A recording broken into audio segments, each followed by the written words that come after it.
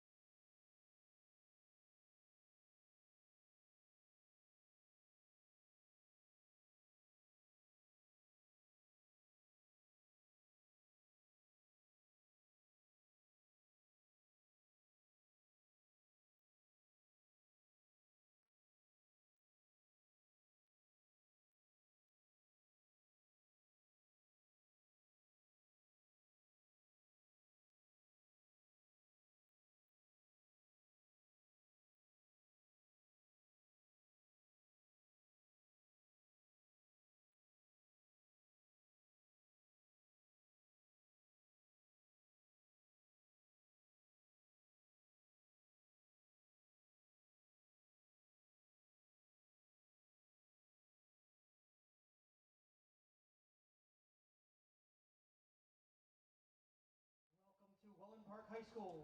Welcome to Wellen Park Stadium and welcome to Eagle Nation.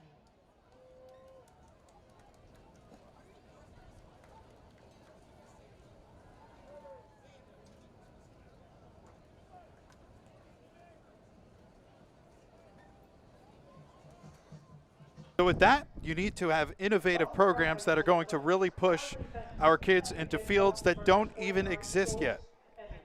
Adding on to their statements, this isn't just new. This is $200 million new. This is 81 acres new. Or if you're anti-acre and like bigger numbers, Wellen Park High School is 325,000 square feet. Now, maintaining a pristine look while also building something authentic and special is just underway at Wellen Park, and a big part of that starts tonight in tonight's football kickoff classic. Well, when you look at the construction timeline of Wellen Park, in 2023, the financing of over $185 million was secured by the school board. And then the following year in 24, site grading and actual dirt moving construction kicked off. Then in March of 2025, the official topping out ceremony was held as the 325,000 square foot main building became structurally complete. Fast forward to this year, May 27th, 2026, Willis Smith Construction finished the project and issued a certificate of occupancy. And then on Monday of this week, August 10th, 2026, Wellen Park High School opened its doors for the very first time to its students.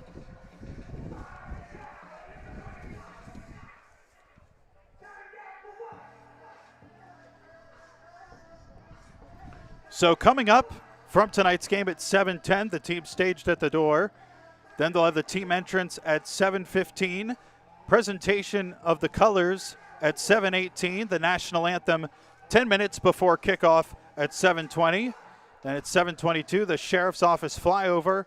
7:23, distinguished guests to the field. 7:25, the coin toss, and 7:30 kickoff between the North Port Bobcats and Wellen Park High School.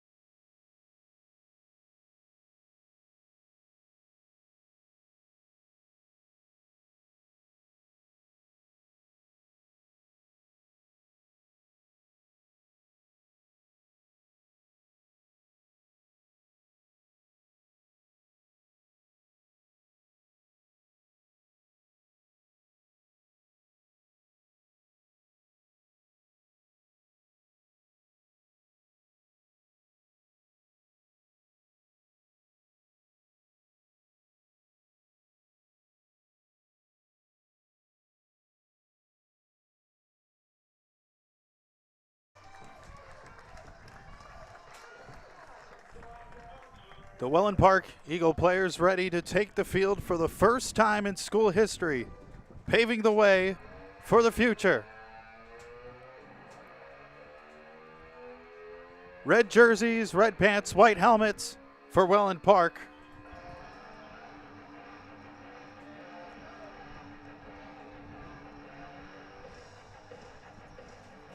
Led by head coach Sasha Heyer, the Eagles, jumping up and down, cannot wait to run through the banner and take the field.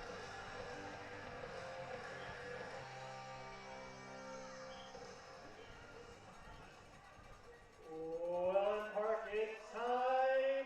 Eagle Nation, get on your feet and make some noise for your Wellen Park Eagles.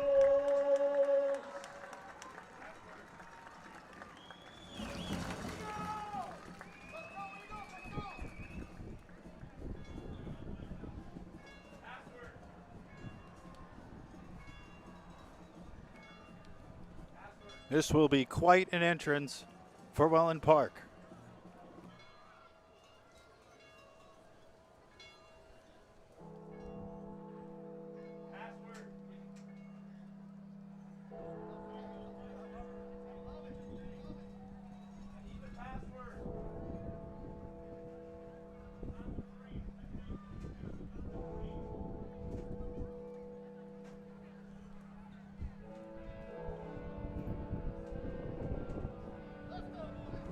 And Wellen Park takes the field to AC/DC's Hells Bells.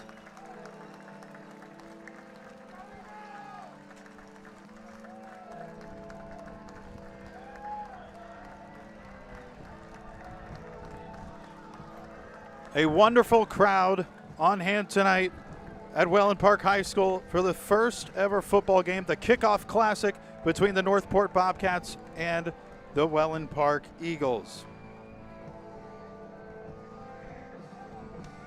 Well, I mentioned earlier, 81 acres this school, and 5 acres of building area, 2,100 student stations, 2 3-story classroom wings, an 1,800-seat gymnasium, 917-seat auditorium theater with orchestra pit, and here at the football stadium, 6,080 seats with FIFA-certified synthetic turf and sports lighting.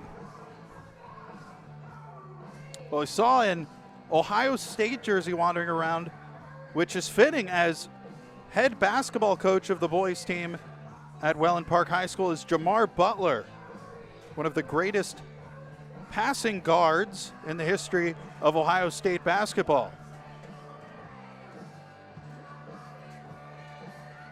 And head coach Sasha Heyer of Wellen Park has been around the block. He's in his 3rd decade of coaching, his 31st season, and he has been described as a no-brainer decision by many. And I think they're right. He truly has been a pleasure to speak with in these past few days leading up to the game. In fact, my favorite thing he said was, all I'm looking forward to is the daggone kickoff, when I asked him, what are you looking forward to on Friday night? In the weight room at Wellen Park High School, earned success begins here is painted, and I really like that quote, because you do have to earn it, and built to soar is the Wellen Park school motto.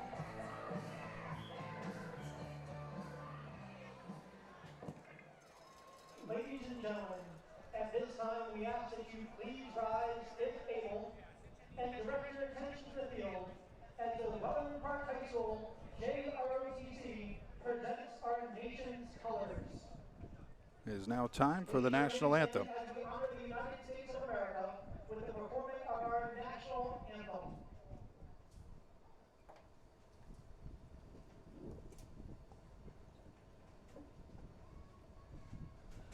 Tonight's national anthem will be performed by Jake Heyer.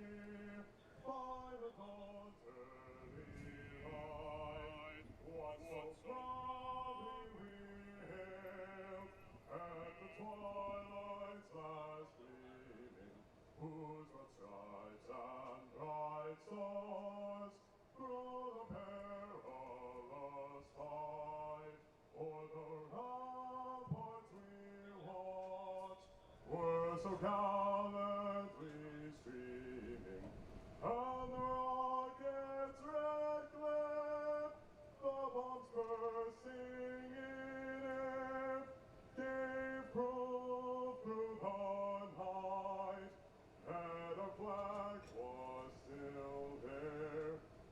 Oh, say does that star-spangled banner yet wave o'er the land of the free and the home of the brave. Thank you, Jake. Outstanding work Ladies and gentlemen, please by remain Jake standing. Heyer, Director who, by the way, is attention the to son side. of Wellen Park head coach Sasha Heyer, as he gives him a hug down on the field. That was truly exceptional. Choir tonight is presented by the Sarasota County Sheriff. Ladies and gentlemen, please direct your attention to midfield as Wellen Park High School recognizes some very special guests joining us for this historic evening. We are honored to welcome members of our district leadership cabinet to Wellen Park Stadium. Thank you to your leadership, your support, and for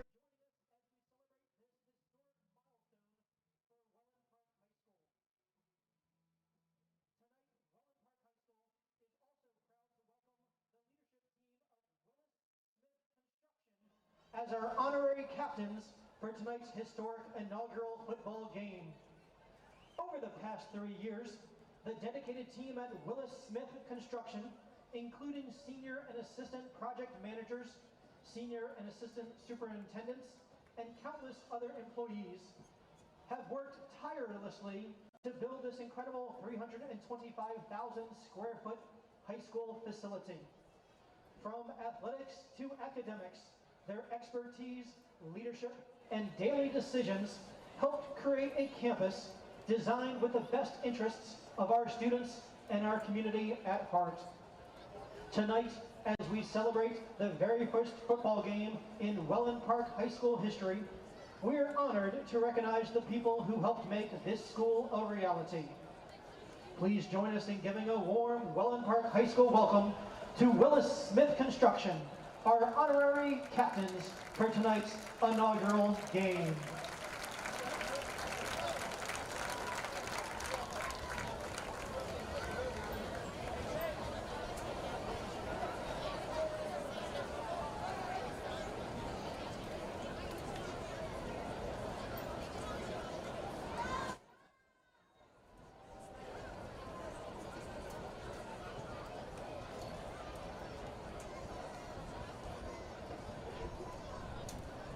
Captains, please join tonight's officials and our honorary captains at midfield for the coin toss.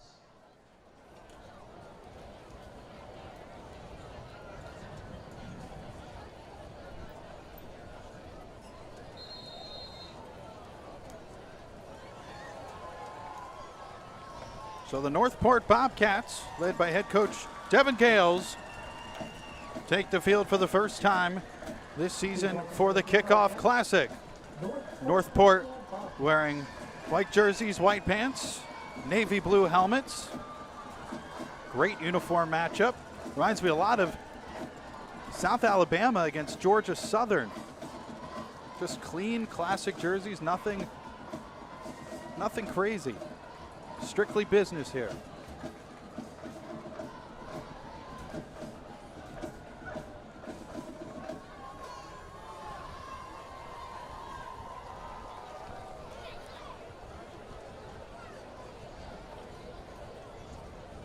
And from the view of the press box, and you can also see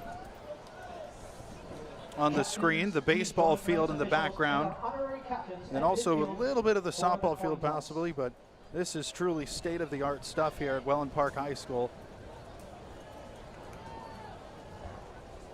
As Willis Smith Construction was honored prior to the game.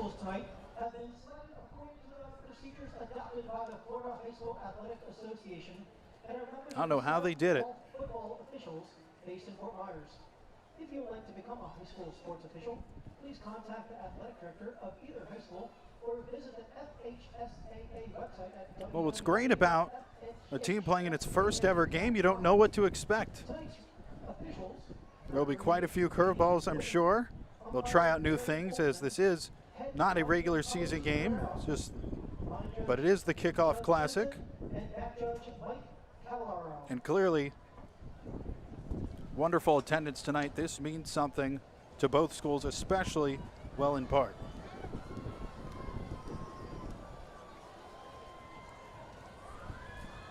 Sebastian Cabanes, Knox Swafford, Nico Brasco, and Robert Corrigan take the field as the captains for Wellen Park. And for North Port, we see number 6, Caleb Lawrence, number 51, Lucas Clark, number 22, Javen Stevens, and number 3, Aiden Guerra, who is the senior running back for North Port.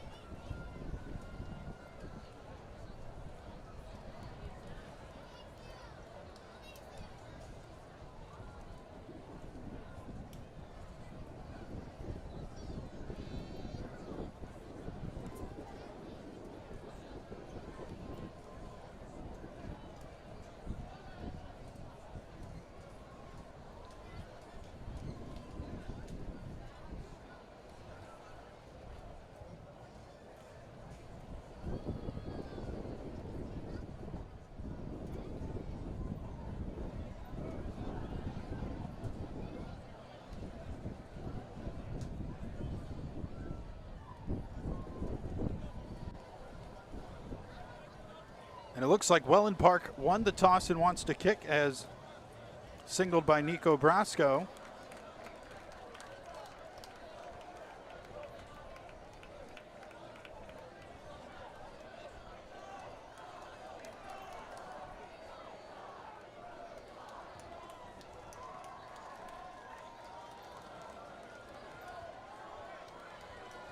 And indeed it is. Players shake hands at midfield. And we are just about ready for the first game in Wellen Park High School history.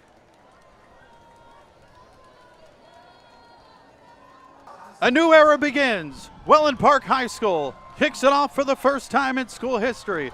And the kickoff was dropped but picked up by Carlton Hamill. And Hamill is brought down at the 16-yard line.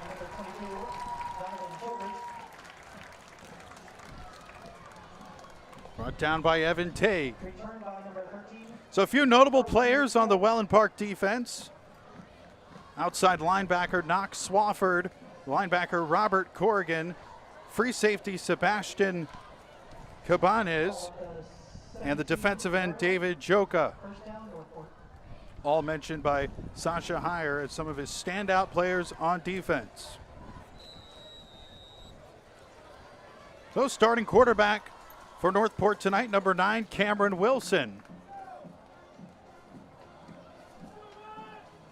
And in the backfield with him is Aiden Guerra, who gets the first carry of the night. He's pushed forward for about a gain of 2 on the play.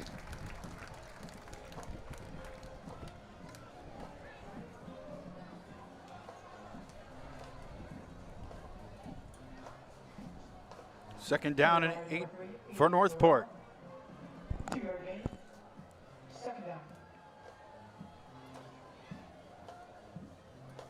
I mean, you just look at this field and it is impressive. FIFA certified turf. Again, single back to the right of Cameron Wilson.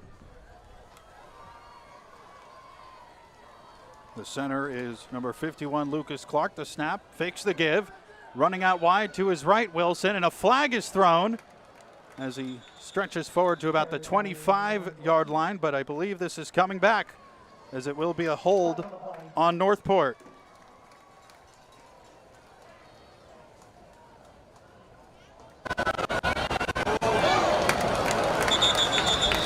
Carried by number 9, Wilson.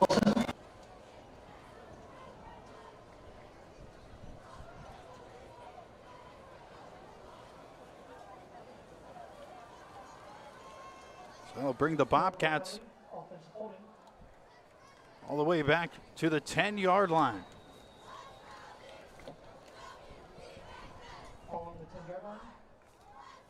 Second down. And the line to gain is the 28-yard line. Second down and 18 for North Port. So a good start for the Wellen Park defense on the opening 2 plays defensively. Dropping back to pass, Wilson. Rolling out, throwing toward the sideline, nearly intercepted by Knox Swafford and incomplete, bringing up a 3rd and long. 3rd down and 18 for North Port. Wellen Park looking to force a 3-and-out on their first ever defensive possession as a program.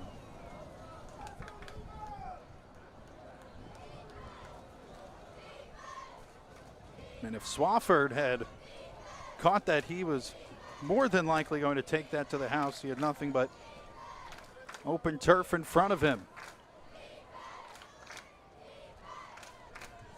So they break the huddle. 3rd down and 18 for North Port. Cameron Wilson in the gun. Aiden Guerra set behind him.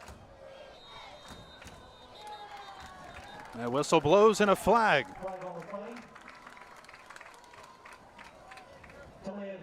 It'll be delay of game on North Port. That'll back them up even more. Half the distance to the goal at the 5-yard line. 3rd down and 23 for North Port.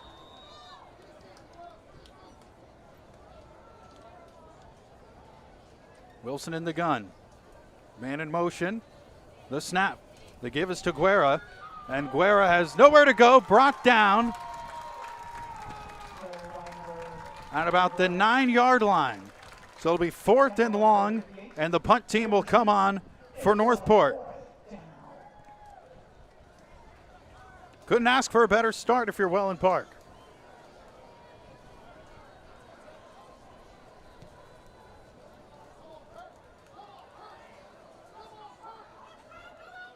Kicking it away will be number 22, Javen Stevens, and back to return is Curtis Beaudry for Wellen Park. Beaudry standing at about the 45-yard line of North Port. So this will be very favorable field position for Wellen Park. The punt is nearly blocked and muffed. Is it recovered by North Port? Yes. So the muff punt by Curtis Beaudry and recovered by North Port.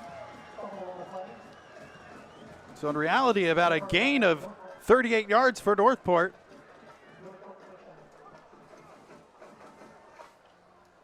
And Curtis Beaudry getting an earful on the sideline. So North Port takes the ball right back at the 38. Wellen Park defense returns to the field as well as the North Port offense. So an early miscue, the turnover.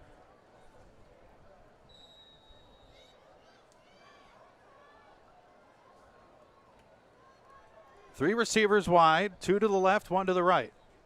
The snap, fakes the handoff, and the throw overshoots the intended receiver, Zachary Patchell.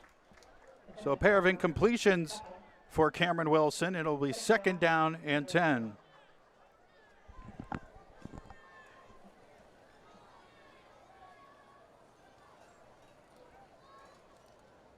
Thank you for tuning in from Wellen Park High School. I am Ben Slotnick. It is a special atmosphere and a very important night, setting the tone for the culture of Wellen Park Eagles football. Head coach Sasha Heyer must be very happy with the start of his defense, but they need another stop here. 2nd down and 10 from the 36-yard line. Guerra breaks a tackle down the sideline and brought down out of bounds. 1st down, North Port.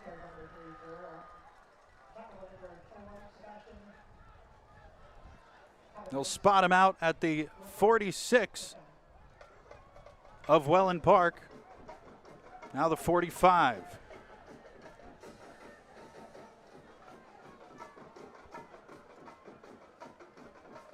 The first down of the game for North Port. Big chunkage of yardage of 19 yards. They're now spotted at the 46.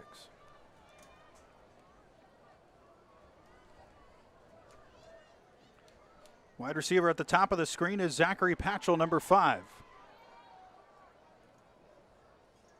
The snap, Wilson faking the handoff, and he's looking for Patchell deep down the field, and it is underthrown, incomplete. In coverage for Wellen Park was number 28, Bertrand Holbrook.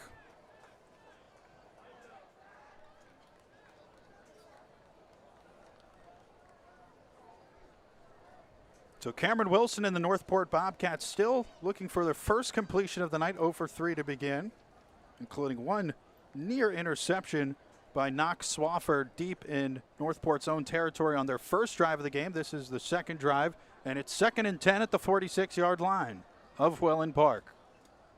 Now the receiver at the top of the screen. Cameron Wilson rolling out, throw it away. Closest receiver to it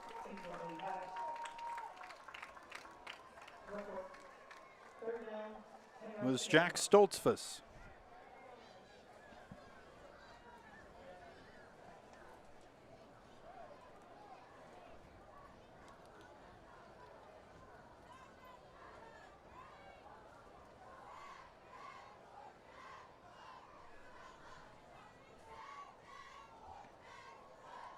Third down and 10. We played just over 3 minutes of football between North Port and Wellen Park, the kickoff classic.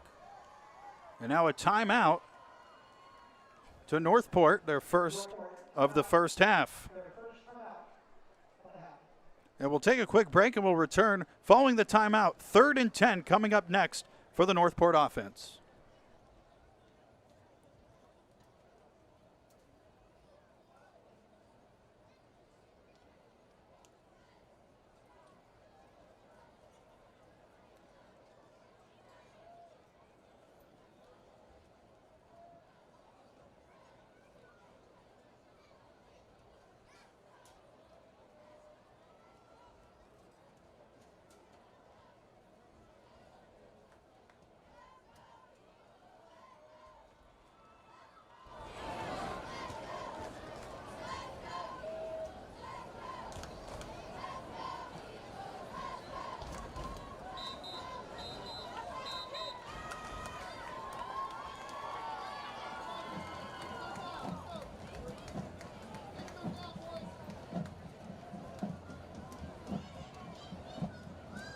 Third down and 10 for North Port High. Receiver at the top of the screen is Braylon Dane. They have 2 out wide to the right, Caleb Lawrence and Armarian Gilchrist. A little bit of pushing and shoving close to the North Port sideline. And this flag should bring back North Port another 5 yards, and it does. 3rd down and 15 it will be, now back in their own territory at the 49 of North Port. It's 3rd and 15.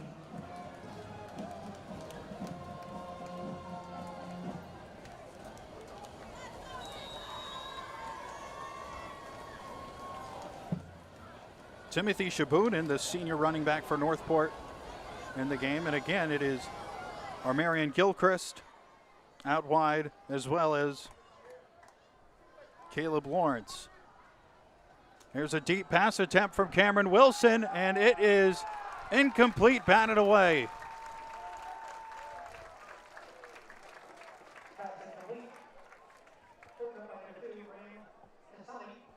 Graham Cassani out in coverage, able to get a piece of that. And once again, the punt team on for North Port. Number 22, Javen Stevens, will kick it away for the Bobcats.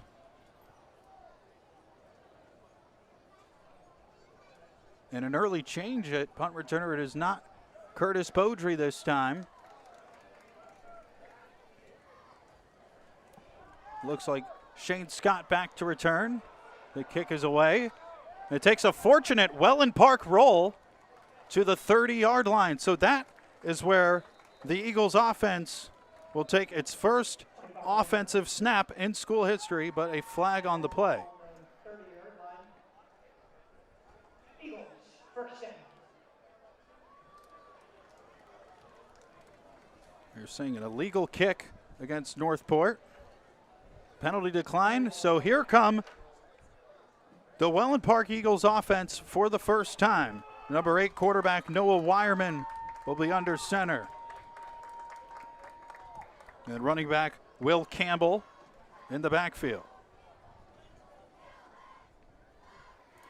Will Campbell has been described by Coach Sasha Heyer as a tough and hard runner. Now they moved the ball to the 35. That's right. It was an illegal kick, and it was accepted.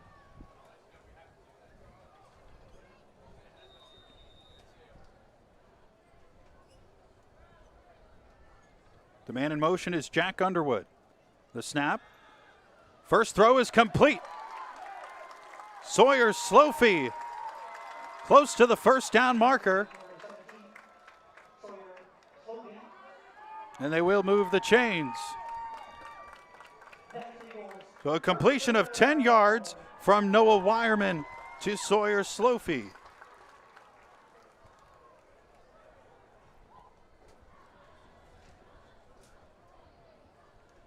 From the 45-yard line, Wireman fakes the give, rolling out, still looking, splits a few tacklers, still moving to his right, gets rid of it with the intended receiver once more, Sawyer Slofey, but incomplete.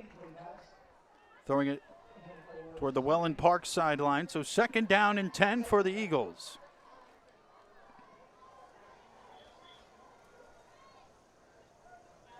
We'll keep an eye tonight on number 6, Jack Underwood, and number 10, Shane Scott.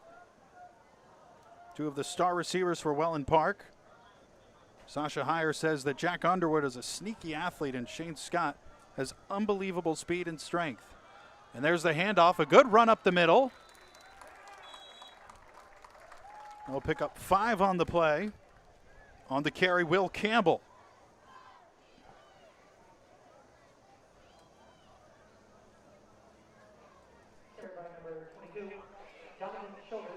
It's pretty surreal seeing this many fans and support at a high school football game in Florida. You know, this isn't Texas, but Mark Rosenbacher, the principal, wanted this Texas-sized school, and it is magnificent. Third down and 5. Run up the middle, and he'll be short, but a little push towards the end. Play is dead. He got about 2 or 3 yards on the play. Early decision to make for Sasha Heyer and the Eagles. And they're going to keep the offense on the field as of now. All right. 4th down and 3 at the 47 of North Port. Sawyer Slofey at the top of the screen. Back to pass, Wireman. Had a receiver in Nico Brasco, but it is incomplete, and North Port will take over on a turnover on downs at their own 47-yard line. So still scoreless after 3 possessions, 2 for North Port, 1 for Wellen Park, and we also had the early Curtis Beaudry muffed punt that was recovered by the Bobcats. Wellen Park Athletics proudly thanks Florida Central Credit Union for supporting our Eagles.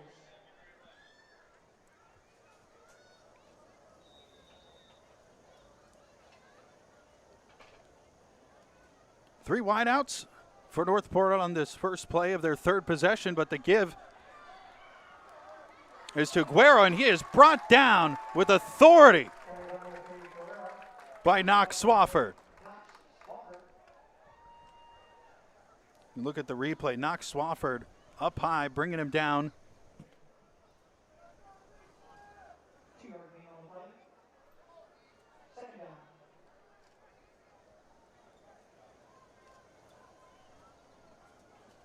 So second down and 5 for the Bobcats from the Eagles' 48-yard line.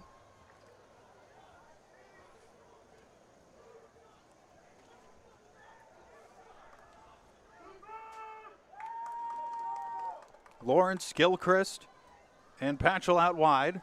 And it is going to be a pass play for Cameron Wilson, rolling to his right, launching it deep downfield. He has a wide open man, and it is caught by Caleb Lawrence. And he is brought down inside of the 10-yard line.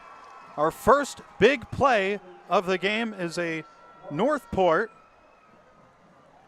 40-plus yard catch. Cameron Wilson delivering the throw to a wide open Caleb Lawrence. So goal to go situation on the third possession for North Port, looking to put the first points on the board in tonight's kickoff classic.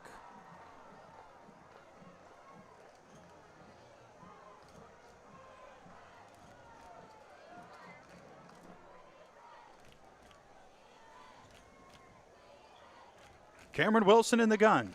The snap, fakes the give. And there it is, the first sack in Wellen Park High School history.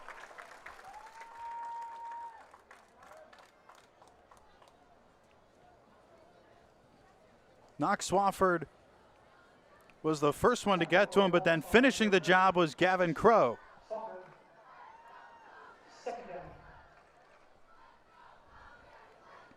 So now second down and goal from the 10-yard line.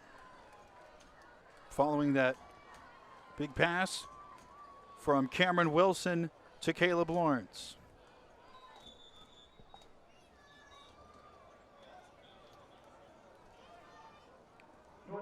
And now Northport calls its second timeout of the first half. Still 5 minutes to play in the first quarter.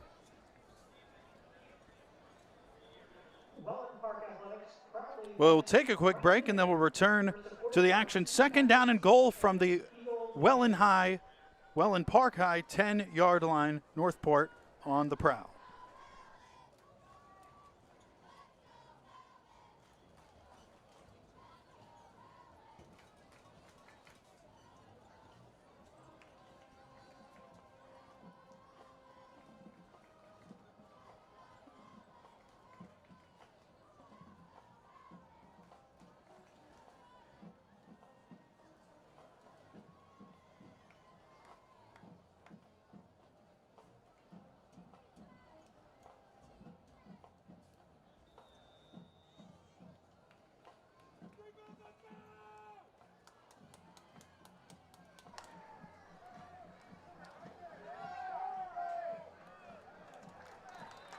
Handoff up the middle, and Aiden Guerra does not go down, but forward progress stops.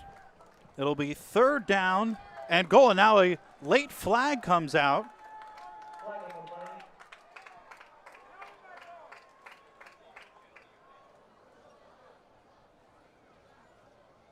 And it is unsportsmanlike conduct against Northport.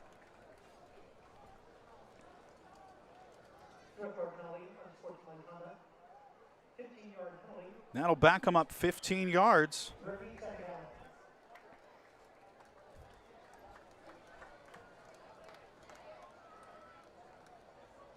So a pivotal mistake made by the Bobcats. It's now third down and goal from the 24-yard line of Wellen Park.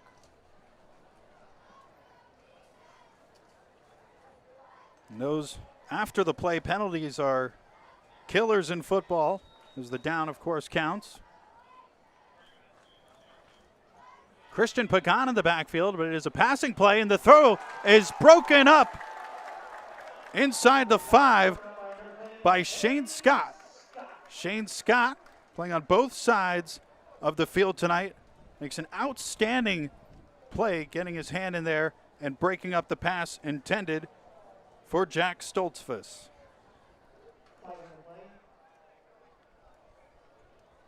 But there is laundry on the field.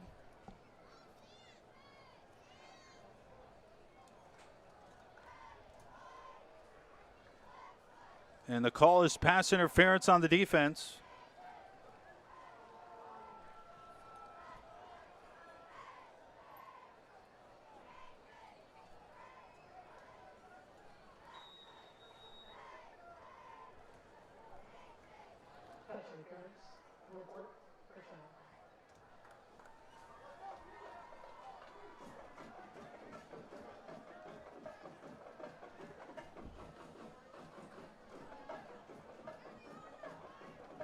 Faking the handoff, Wilson going end zone, caught for the touchdown.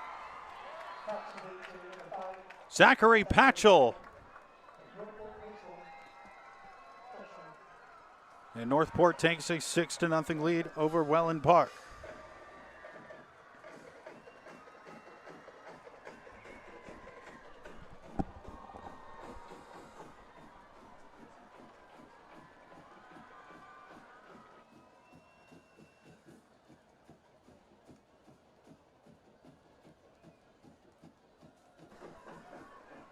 So now on for the PAT, Javen Stevens.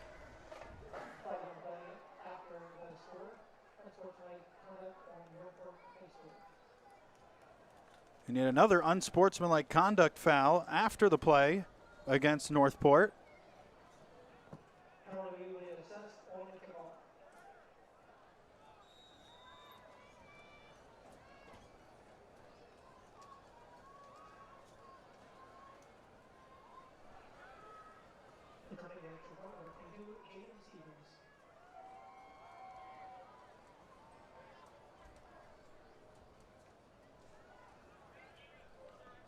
And the PAT is up and good. 7-0 North Port. Touchdown pass from Cameron Wilson to Zachary Patchell. And the North Port Bobcats strike first here at Wellen Park. But the Eagles offense will get a chance coming up. 4.5 to play in the first quarter. We'll take a quick break and return for kickoff from North Port to Wellen Park. 7-0 Bobcats when we return. Tonight's game is proudly supported by Shark Tooth Realty. Thank you for supporting Wellen Park High School athletics.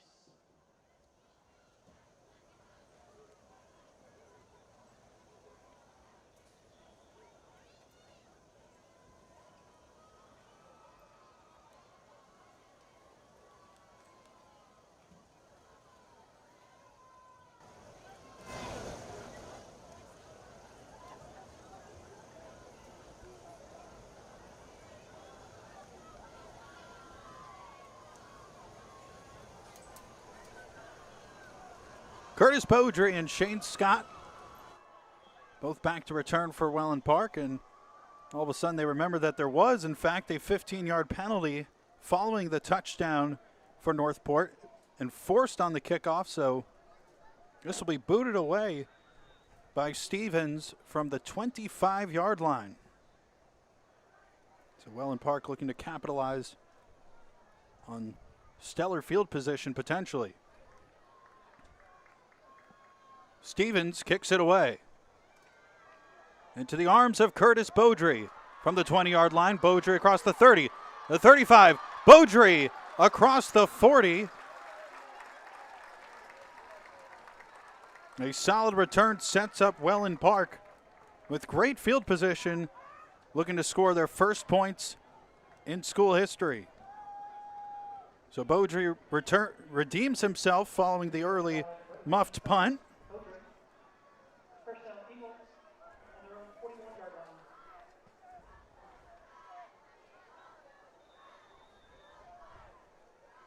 3 out wide for the Eagles.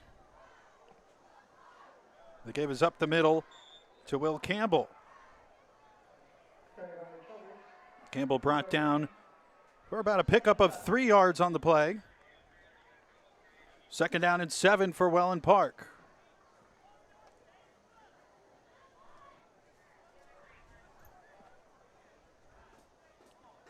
Four out wide for Wellen Park, 2 on each side. Wireman in the gun takes the snap. Quick pass outside, caught, and into North Port territory goes Jack Underwood.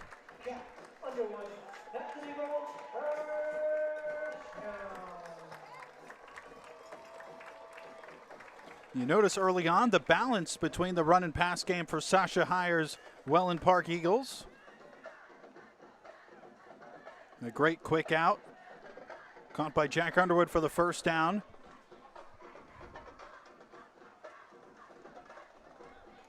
There's a quick tackle made. And number 69, Josh Honeycutt, stepping over the running back, Will Campbell, following the tackle. But he did get 2 on the play.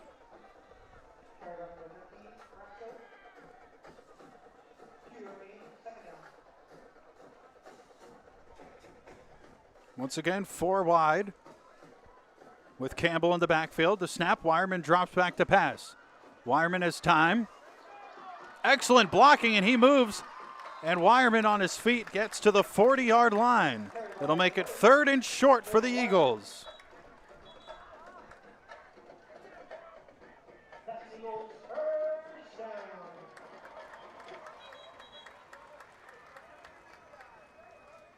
And they're saying first down.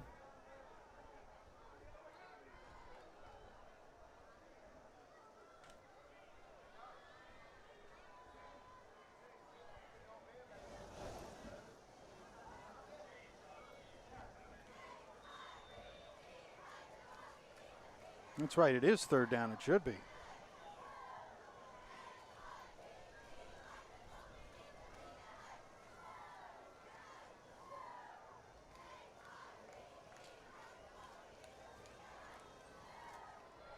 Quick handoff to Campbell. And now he picks up the first down. So Wellen Park continues to move the chains.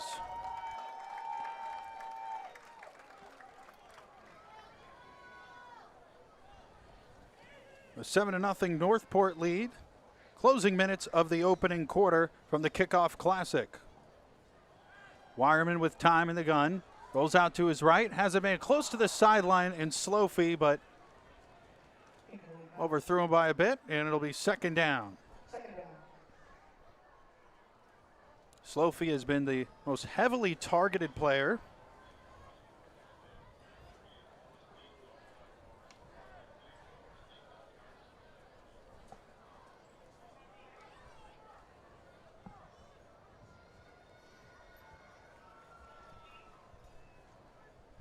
And we see Freddie Mancusa Buba, an outstanding name. He's lined up at the top of the screen, number 14 in red, and 3 out wide to the left. Moving to his left, Wireman, and he'll take off using his feet once again across the 30, past the 25 for an Eagles first down.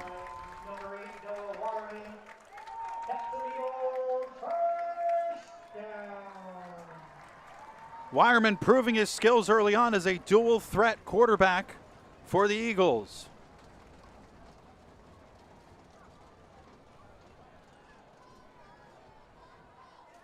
Ball on the 24-yard line, 1st down and 10 for Wellen Park. Bunched up to the left.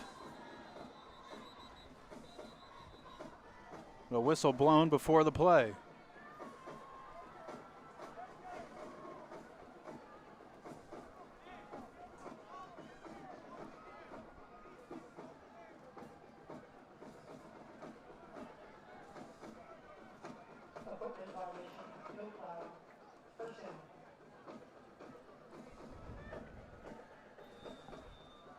And now play continues. Under 2.5 to play in the first quarter.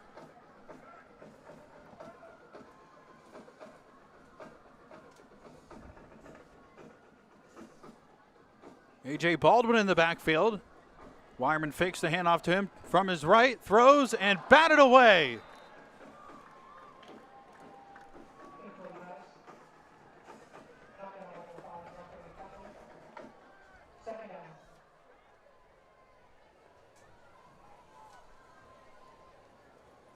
Good pass defense from Zachary Patchell.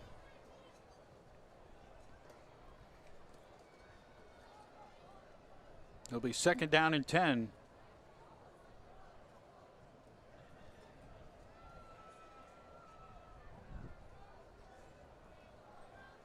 Baldwin is back in, and he takes the handoff. Baldwin up the middle. Solid run. He continues to churn through.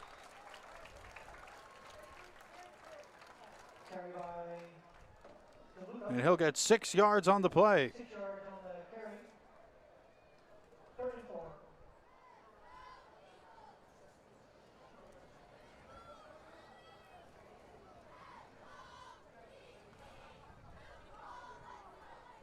Third down and medium for the Eagles.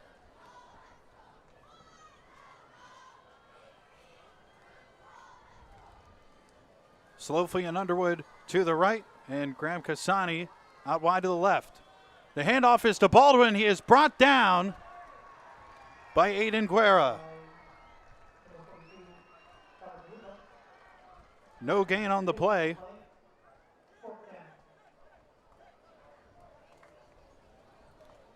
And once again, Wellen Park will roll the dice. The second fourth down attempt of the game for the Eagles, one on each of their opening pair of drives. Baldwin in the backfield, Noah Wireman in the gun. 4 receivers. Wireman finds a receiver up the middle, and first down and goal. Graham Cassani on the catch.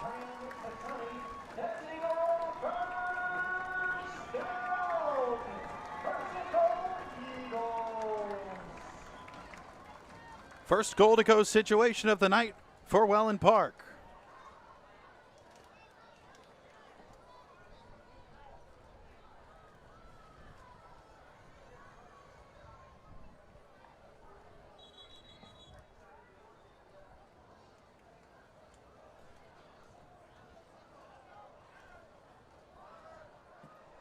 Timeout. North Port, their third timeout of the half. And surprising development, North Port has called its third and final timeout of the first half with 27 seconds to play in the first quarter.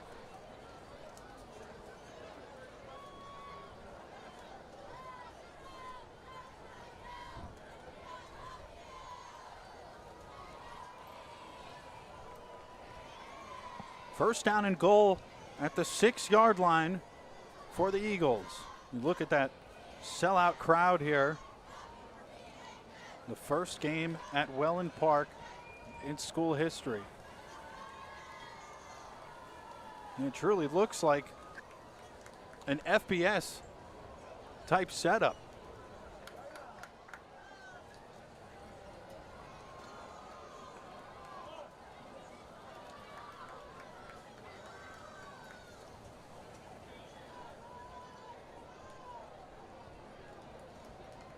So potentially the final play of the first quarter. Wellen Park trailing 7-0, but knocking on the Bobcats' door. Baldwin, the running back, Wireman under center.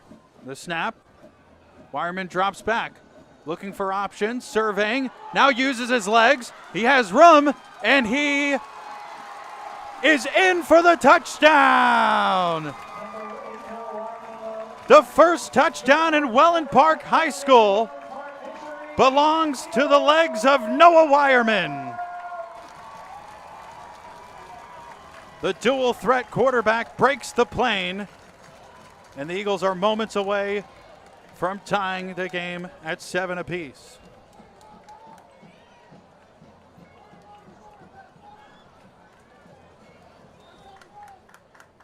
Donovan Childers to tie it up for the red, white, and blue.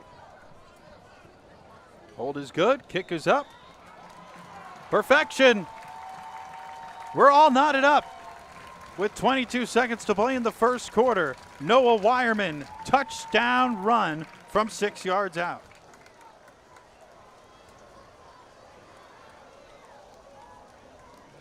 Extra point is good. The score, Wellen Park 7, North Port 7. Well, Noah Wireman transferred from Venice High. He was the tournament MVP of the 2026 Prep Red Zone South Carolina Championship.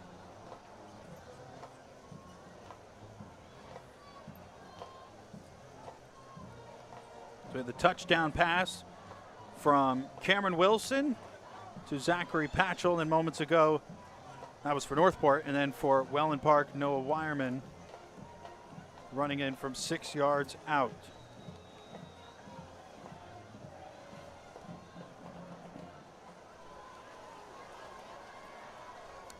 Sent to kick it away, Donovan Childers. It's a good kick to about the 5-yard line, and it's muffed. It'll roll out of bounds And North Port will start at the 11-yard line. So early troubles on both sides, fielding punts and kickoffs cleanly. And that's why we have the Kickoff Classic, to experiment and figure out who fits where, who can succeed in which positions, and who needs work in certain situations. That's why this is truly a beautiful game tonight.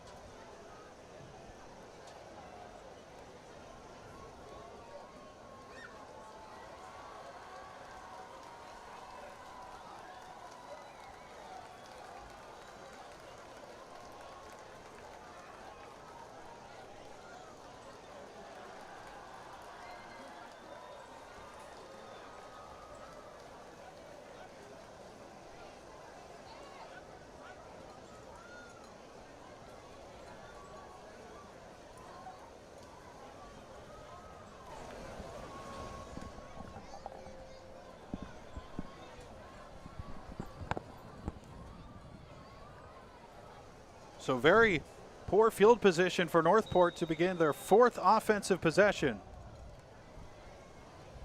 Sajeev Johnson in the backfield, but it's going to be a passing play for Wilson. Wilson rolling out to his right and out of bounds. Solid gain, though.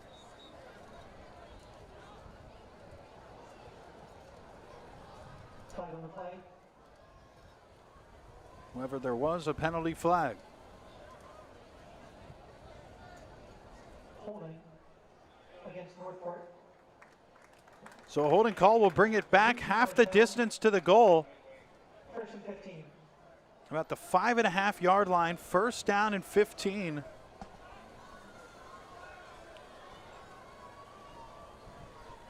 can almost feel Wellen Park forcing their first turnover in school history. They have North Port pinned way back in their own territory.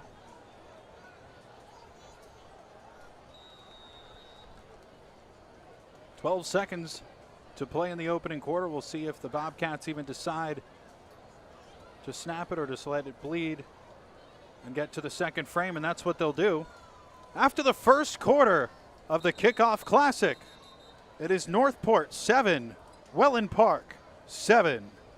North Port had the touchdown pass from Lawrence to Patchell, and Wellen Park with the Wireman 6-yard touchdown run.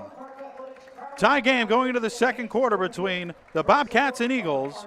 We'll be back next with second quarter action. First quarter, Wellen Park 7, North Port 7.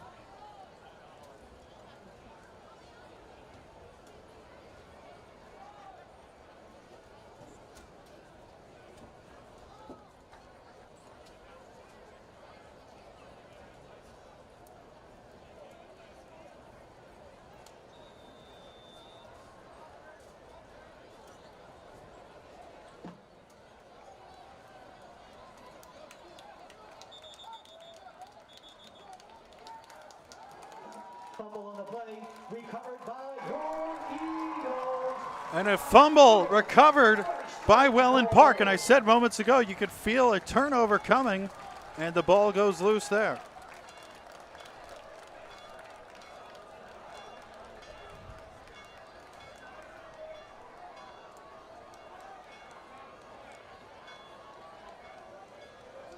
So it'll be first down and goal for Wellen Park.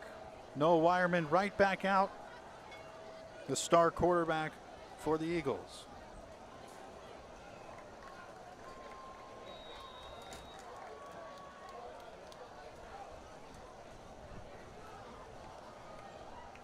From the 3-yard line.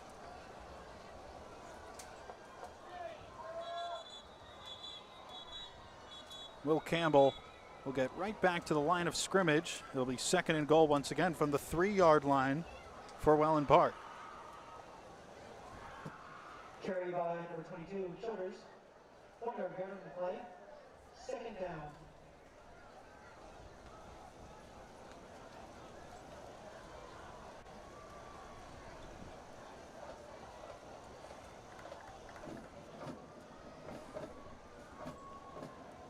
Three wide receivers. However, it is a handoff, and tumbling into the end zone, Will Campbell for the touchdown. We have the light show and everything. Will Campbell gives Wellen Park its second rushing touchdown of the night, and they lead 13-7.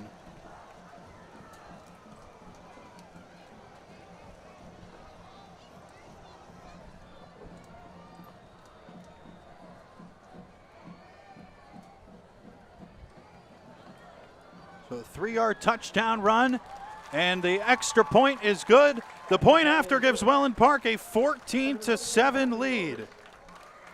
The score, 44-7, Eagles 14.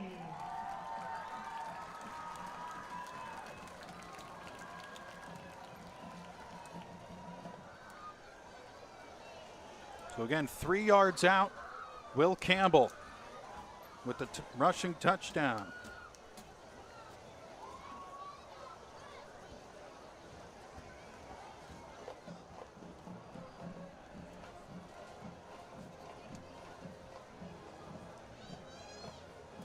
We've already seen 2 turnovers in this game, a fumble, a costly turnover from North Port inside of their own 10-yard line, and then the muffed punt from Curtis Beaudry. But then Beaudry, remember, followed up with an outstanding return on that kickoff from the North Port 25-yard line, because they had the unsportsmanlike conduct penalty that pushed him back, and that proved to be quite costly because Wellen Park got their first points following that miscue.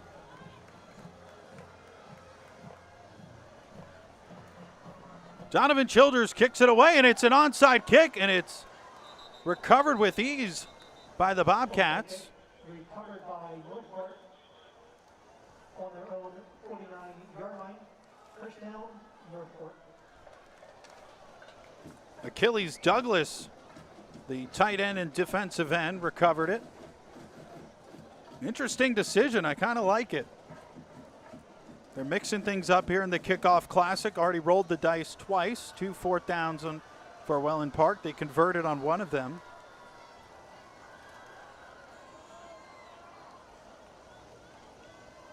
But now North Port with exceptional field position at their own 49-yard line.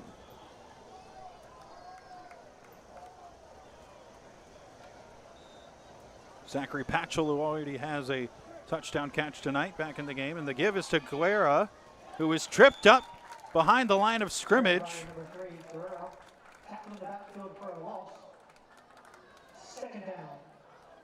So a TFL to begin the drive. Second down and 11 for North Port. Aiden Guerra has had quite a bit of action in the ground game tonight for North Port.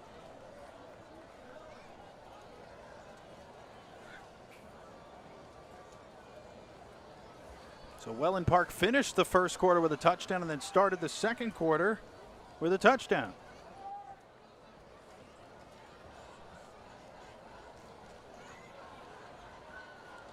Four wideouts for the Bobcats, rather 3.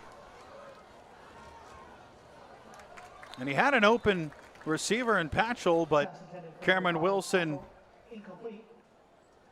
did not lead him in stride. And the incomplete pass will make it 3rd down and 11 for North Port.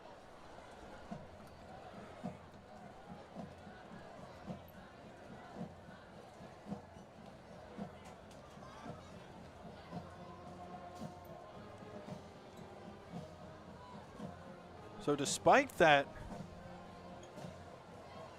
risky onside kick decision that may be something that backfires, that was recovered by Achilles Douglas, it may not matter much because North Port now is 3rd down and 11.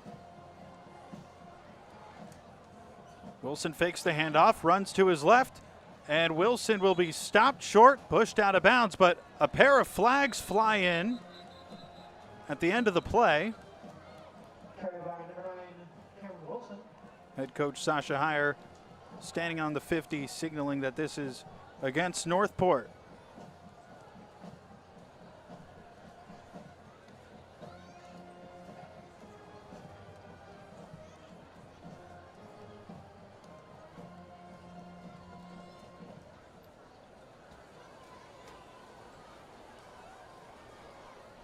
The officials discussing what the official ruling will be.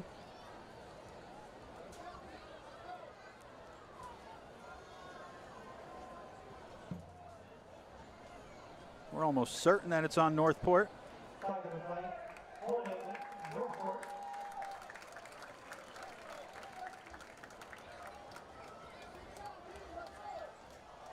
So a holding call on North Port, but then also after the play,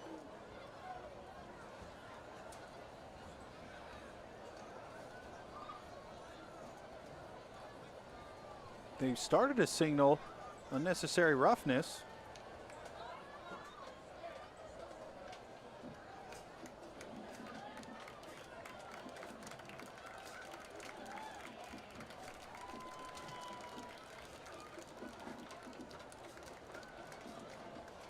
And now they're moving up again.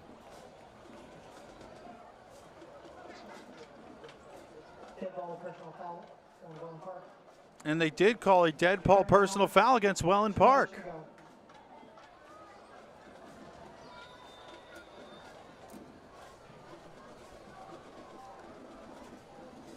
So 3rd down and 2.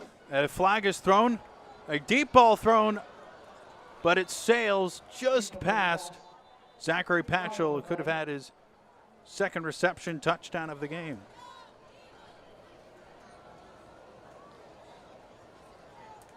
An illegal formation is the call against North Port.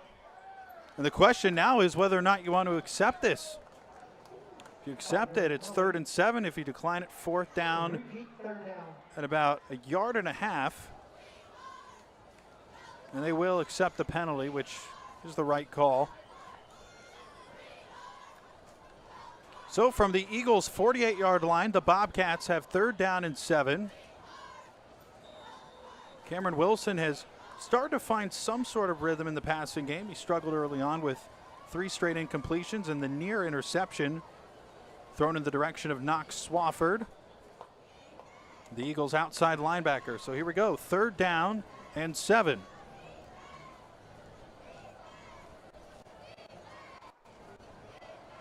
Wilson drops back, now under pressure, and he'll just shovel pass it to the North Port sideline. Incomplete, 4th down and 7.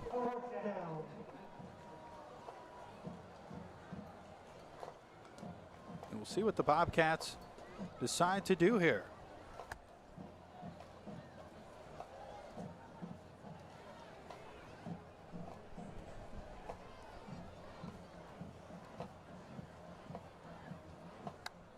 And there was a late flag. Once again, a lot of flags flying tonight.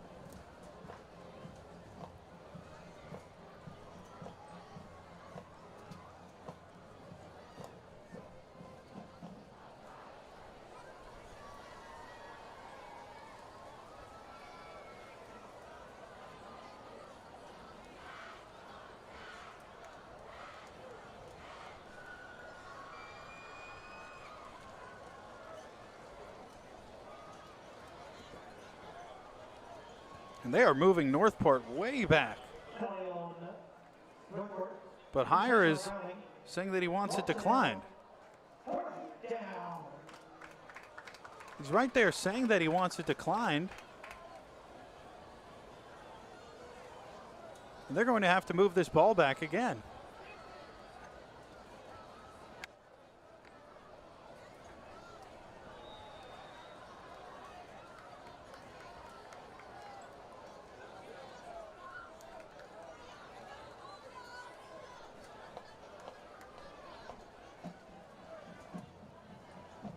Will be 4th down and 25 now, and the punt team is on for North Port. Javen Stevens, clean snap, boots it away. And a hit off of an Eagles player, and the ball is loose, recovered at around the 45-yard line by Wellen Park. Wow. Sebastian Cabanes with a game-changing play, hopping on that football, rather jumping on the football at the 45-yard line.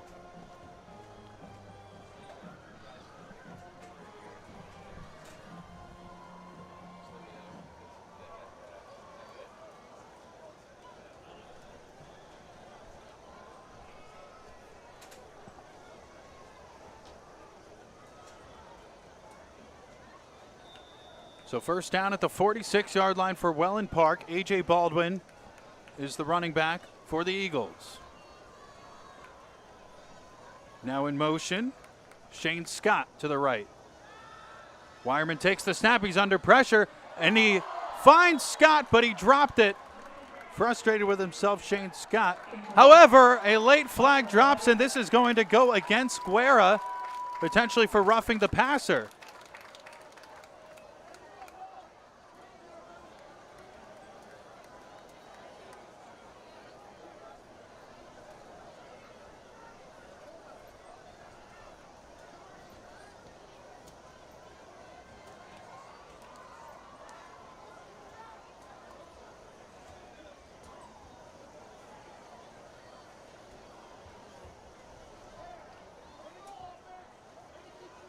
Flag of the play. Unsportsmanlike conduct against North Port. Eagles, first down. So unsportsmanlike conduct to call, and that ball moves all the way down to the 39 of North Port. Following the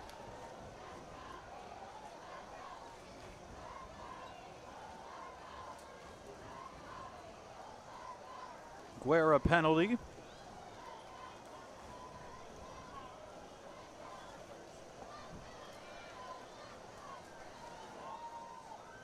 Wellen Park Athletics proudly thanks Dennis, Cooling, and Plumbing for supporting Eagle Nation.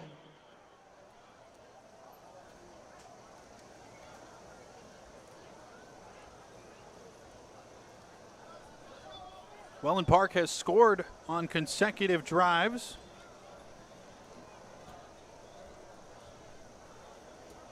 Wireman rushing touchdown, followed by the Will Campbell rushing touchdown after the North Port fumble inside its own 10-yard line. Graham Cassani and Jack Underwood, the wideouts to the left of the line of scrimmage.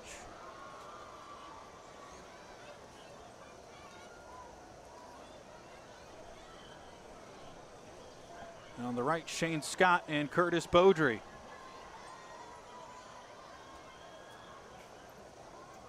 And there's still a flag back at the 30-yard line of Wellen Park.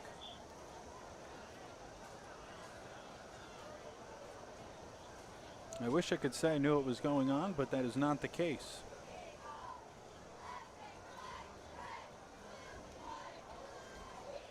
Thank you again for tuning in. The opening night of Wellen Park High School football. And it's off to an electric start, 14-7 in favor of the Eagles, and a packed house. So play resumes, 39-yard line of North Port. Dropping back, Wireman has an open receiver at the 20, caught by Jack Underwood, and he rolls down to the 15-yard line. And the Eagles are in the red zone once again, and a late flag comes out.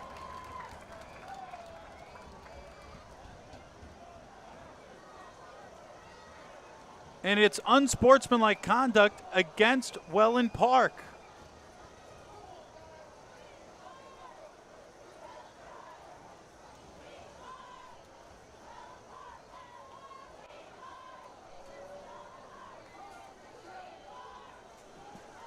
And that was thrown by the referee, who was behind the play.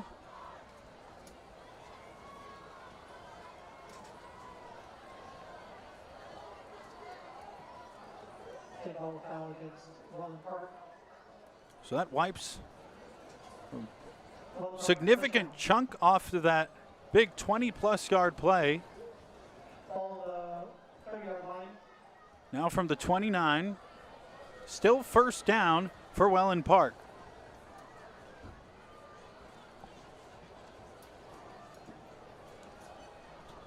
First and 10. Beaudry and Scott, the wideouts, to the left. Graham Cassani to the right. The give is to Baldwin. Baldwin does not have much room and is swallowed up at the 30. So virtually no gain on the play. Second down and 10 for the Eagles. Second and 9.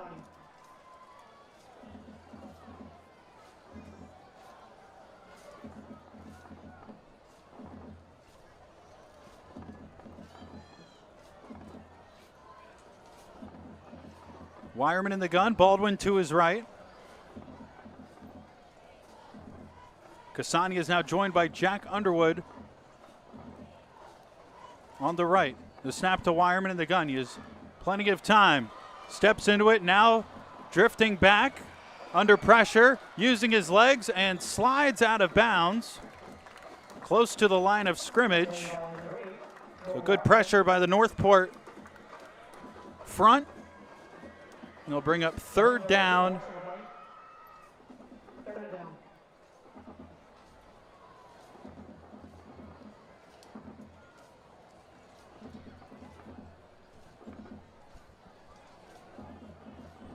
So a small loss on the play. Now third down and 12 from the 31. Jack Underwood bunched up on the left, and he is joined by Cassani.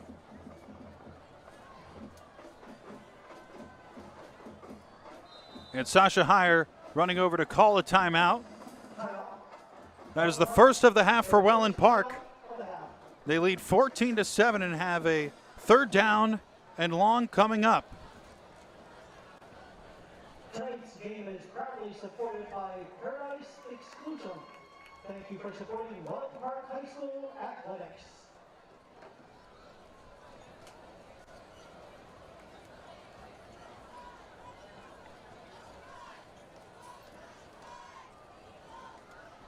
Tonight's attendance has to be approximately 6,000, maybe even a little bit more. But it's most definitely above 5,500. This is an exceptional job that Wellen Park has done putting this together.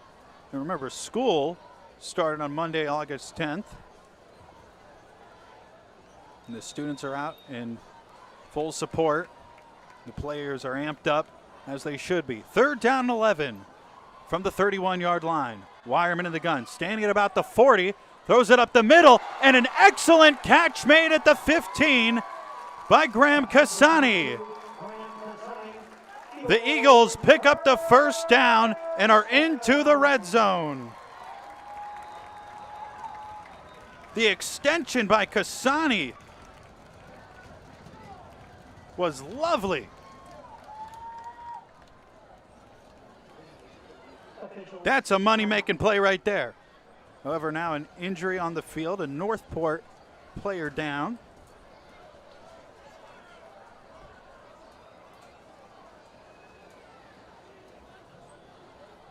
We'll take a quick break as the trainers check on the injured North Port player, unidentified as of now, and now he gets up.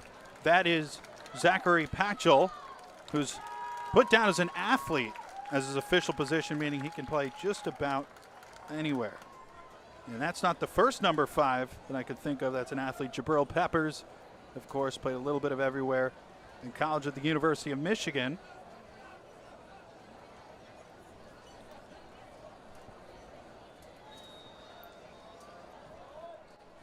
So the 14-yard gain on the Cassani catch from Wireman has the Eagles back in the red zone, looking to take a 2-possession lead.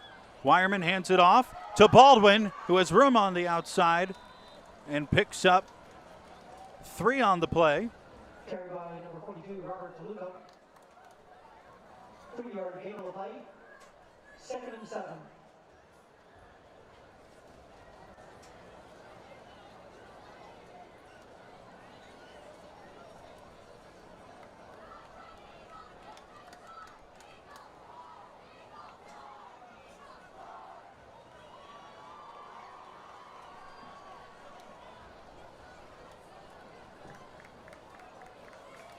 2nd down and 3. Wireman in the gun, launching to the end zone, and it is incomplete. Wide of his intended target, Freddie Mancusa-Buba. Pass intended for number 14, Mancusa-Buba. Incomplete pass. In the left corner of the end zone. 7 yards to go. 3rd down and 7 from the 11-yard line of North Port. Wellen Park leading 14-7. It is still A.J. Baldwin, the shifty running back in the backfield. And lined up out wide to the left is the receiver, Freddie Mancuso-Buba. The snap, rolling to his right, Wireman, and it is bobbled and incomplete. Wouldn't have done much anyway at about the 7-yard line, intended for Graham Cassani. And now we'll get to see the first ever field goal attempt for Wellen Park High School. Donovan Childers, who has been wonderful on special teams to begin his Wellen Park High career. Again, he is a 4-star kicker, and he also punts.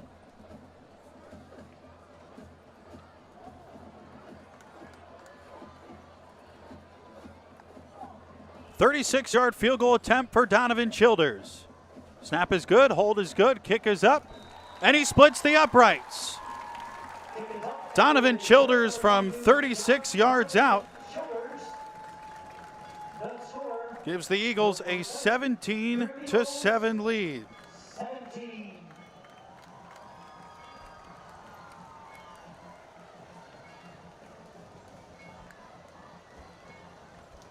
And rather not 36 yards out, it was closer than that.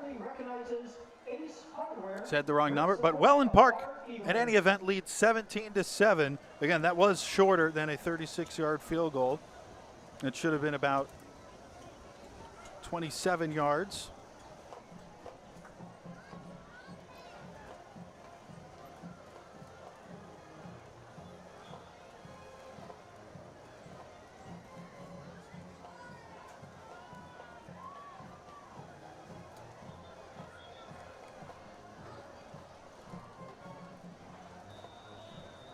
So Childers, who just kicked the 29-yard field goal, will boot it away from the 40. 17-7, Wellen Park leads. They'll take a bounce at around the 20, and once again, muffed by North Port, but it's a big return in the clear.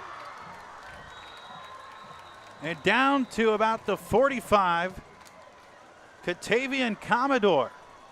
Kick return by North Port.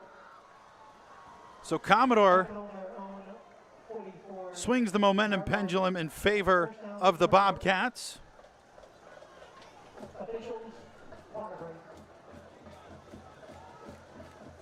After not fielding that kickoff cleanly, it took a Wellen Park bounce on the turf, the FIFA certified turf here, but an excellent recovery by Commodore.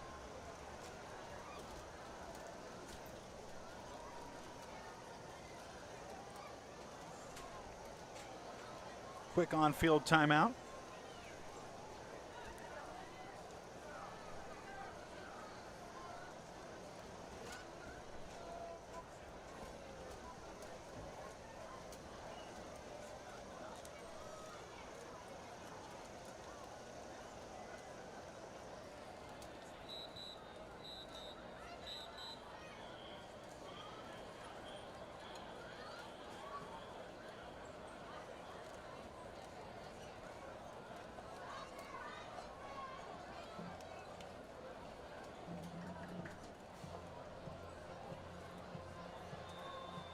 From the 44-yard line of North Port.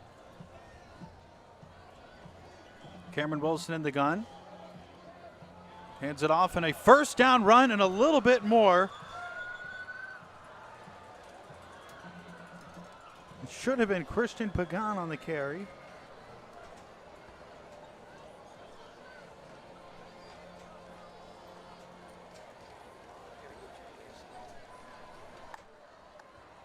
North Port carry. North Port, first down.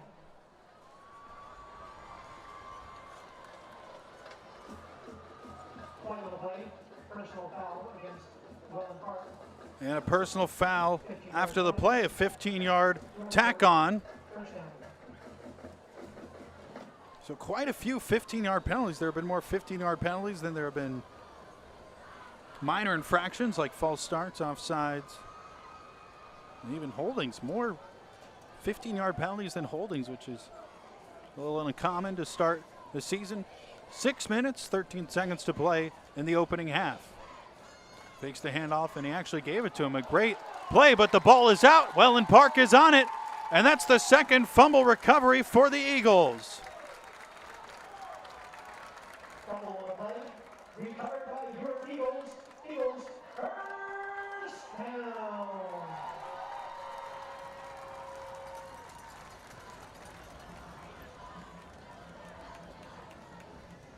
It looked like Knox Swafford recovered it for the Eagles. So Northport had promising field position after the Commodore long return.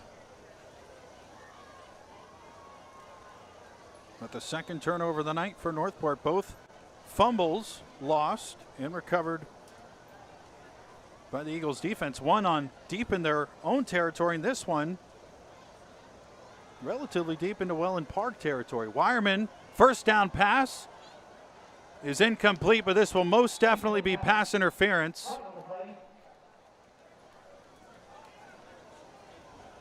Cassani was sandwiched by a pair of Bobcats. So it'll be first down Wellen Park. We take a look at the replay. Sajeev Johnson and Zachary Patchell were in coverage.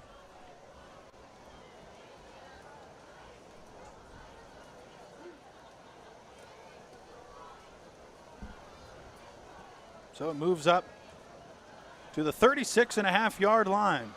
First down and 10, Wellen Park. The chains reset.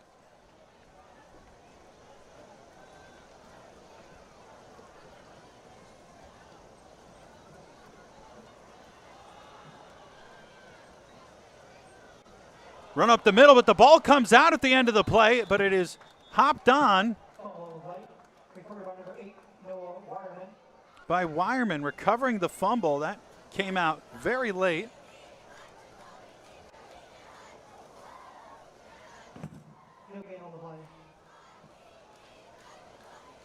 The offensive line has done a very good job tonight protecting Wireman.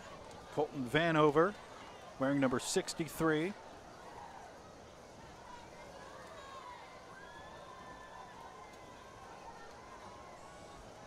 He's the center.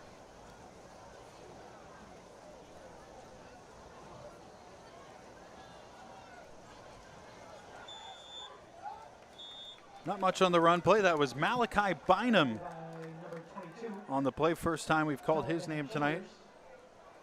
Will Campbell, number 23, number 24, Malachi Bynum, and 42, A.J. Baldwin will be the three featured backs tonight. Bynum with the old school no gloves look.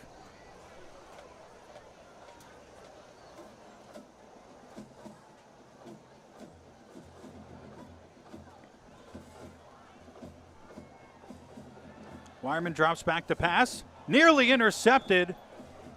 It was tipped by Timothy Shabunin, the Northport senior, and this will bring out the punt team.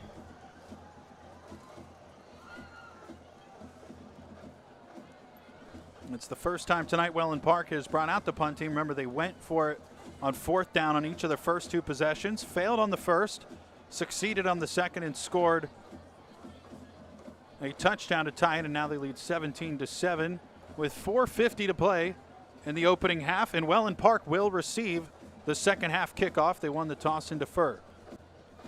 Childers boots it away on the punt. It bounces at the 25-yard line, picked up at the 17. Not much on the return as Caleb Lawrence is taken down inside the 25-yard line. So good special teams for Wellen Park, and the Bobcats will take over first down and 10 momentarily. From the 21-yard line is where North Port will begin.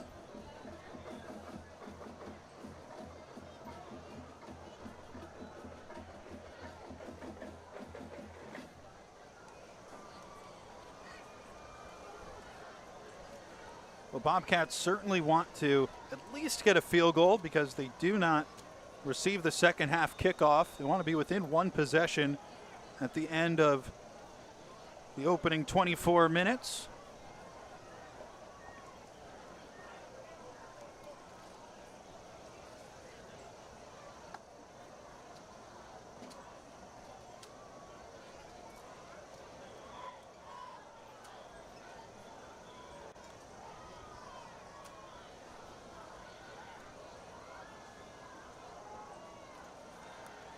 Wilson takes it up the middle to around the 30-yard line, picking up Quarterback, Peter, number 9, Cameron Wilson.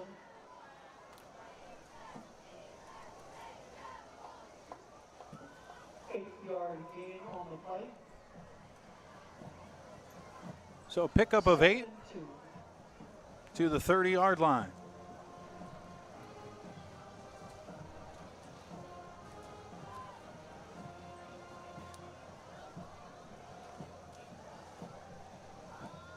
Clock continues to run, now under 4 minutes to play in the first half. Wellen Park clinging to a 10-point lead. They've scored 17 unanswered.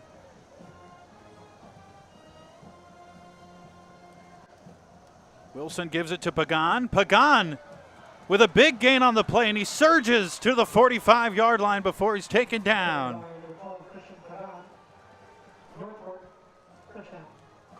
A gain of 15 on the run. And the Bobcats are in business once again.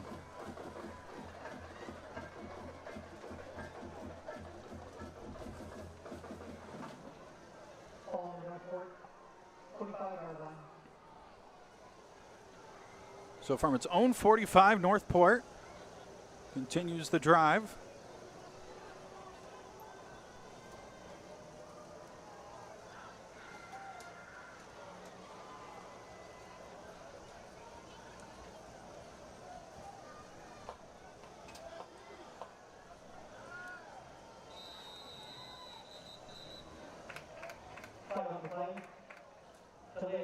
Delay of game against North Port, and he'll back them up 5 yards. First down and 15 now from the 40-yard line. It just seems that every time North Port gets momentum, they find a way to self-inflict.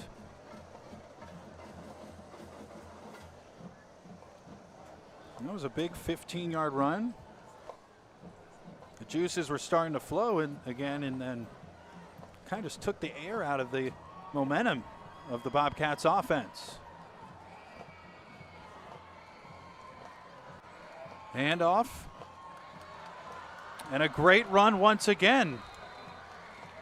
About a 15-yard gain from Sajeev Johnson on the carry. So North Port proves me wrong. However, there is a flag, and Sasha Heyer, head coach of the Eagles, indicating that this is indeed coming back. And it was a holding call, and that's how one little penalty can change an entire drive, change the complexity of a game, in fact.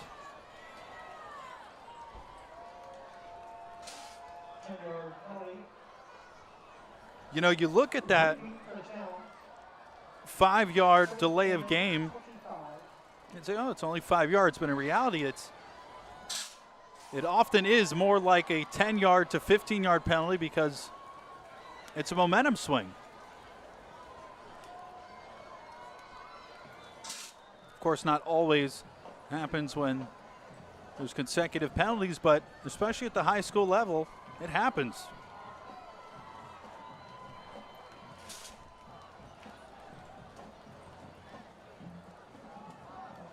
And he slipped on the handoff. Sajeev Johnson.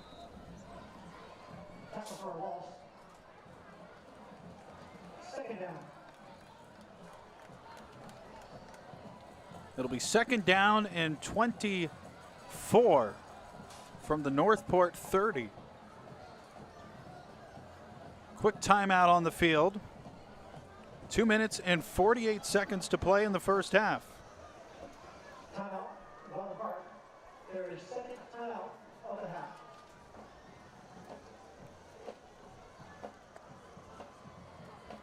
And it is a Wellen Park timeout, their second of the half.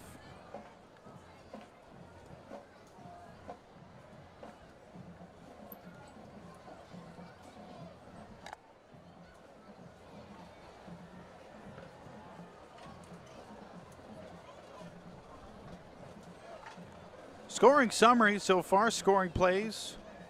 Lawrence to Patchell, reception touchdown, 7-0 Northport. Then the Wireman 6-yard run made it 7-7. The Will Campbell touchdown run made it 14-7. And then Donovan Childers had the field goal to make it 17-7. Wilson drops back, has an open man at midfield, and it is collected by Timothy Shabunin. A whole lot of big plays on this drive, some that have been negated, but that one will count. Into Wellen Park territory go the Bobcats. Beautiful throw from Cameron Wilson to Timothy Shabunin. 2.5 to go now in the first half. Northport driving at the Wellen Park 48. We'll see if they can stay out of their own way. Staying out of their own way has been the main obstacle for Northport.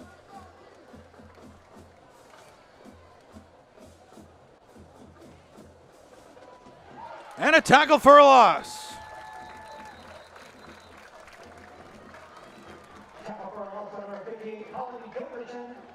Colin Gilkerson was right on Sajeev Johnson.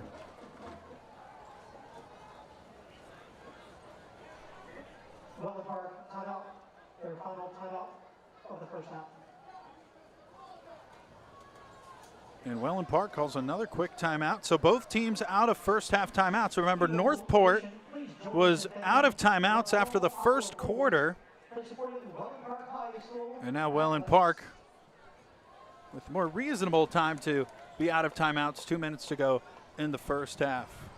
We appreciate you listening and watching tonight's inaugural Wellen Park football game. I'm Ben Slotnick from Wellen Park High School at this state-of-the-art brand new facility. It truly feels like you're at a college facility. It really does. I'm sure a lot of people who went to high school about 20 years ago wouldn't even imagine seeing a place like this in Sarasota County.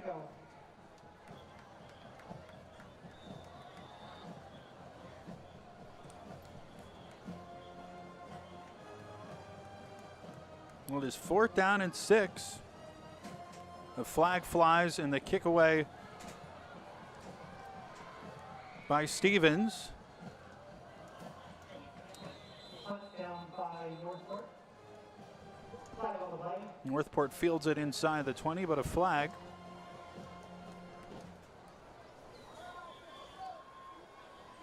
Northport, illegal formation.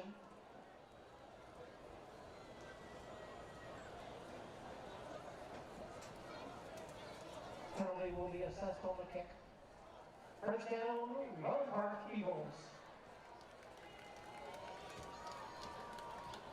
And now Wellen Park has an opportunity to do some more damage at the end of the first half. They have quite a way to go, but they do have a 4-star kicker in Donovan Childers, who has already knocked through a 29-yard field goal.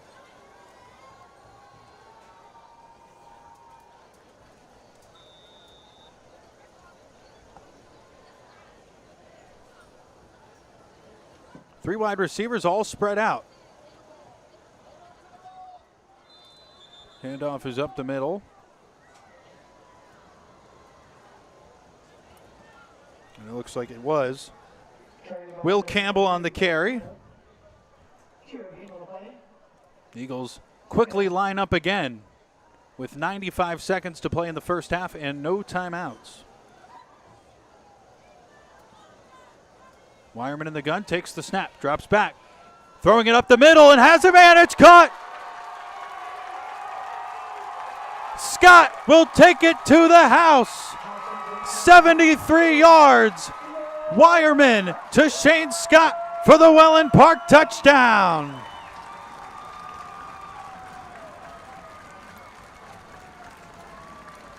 (23-7) Eagles. All unanswered points.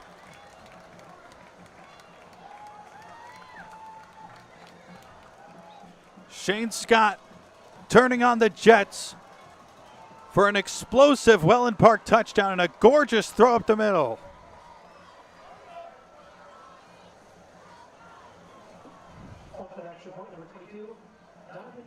Now Childers on for the extra point.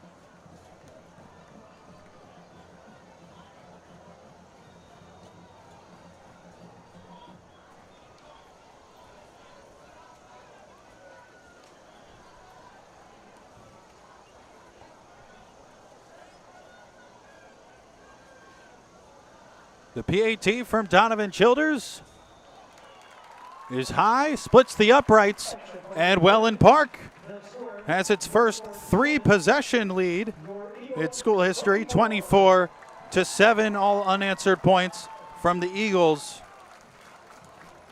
What a connection from Wireman to Shane Scott, 73-yard touchdown. In the first half of their first game. This has been a night to remember thus far. Again, Wireman to Shane Scott.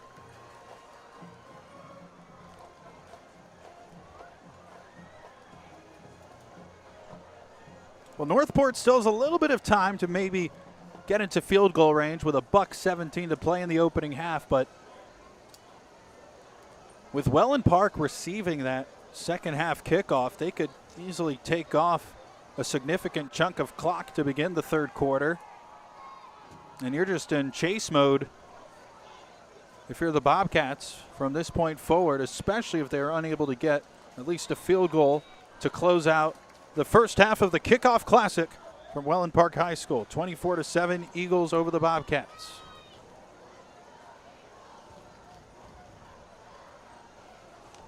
Childers to kick it away. But a quick whistle before the play.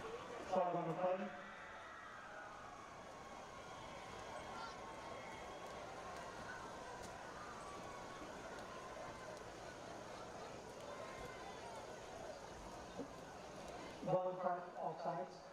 5-yard penalty for a lead kick. So offside on Wellen Park. They'll move that 5 yards back and now kick it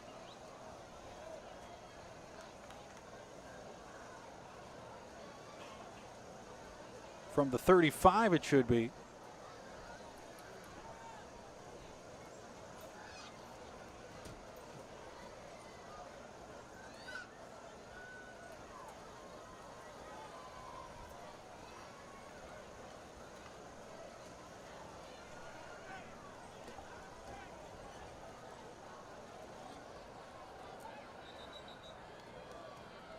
So after the 5-yard penalty offside on the kickoff team, they'll boot it again from the 35-yard line. Donovan Childers, who is 3 of 3 tonight on PATs and converted a 29-yard field goal attempt. 24-7 Wellen Park. Childers kicks it away. This time no flags.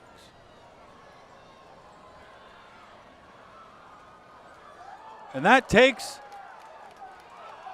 picked up at the 5-yard line and inside the 10, Carlton Hamill was brought down. The ball had no kind of bounce on that. It just died.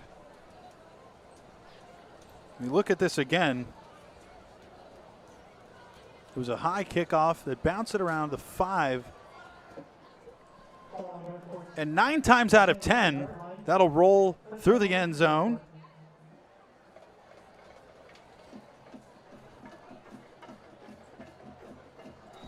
Well, this happened to be that one time.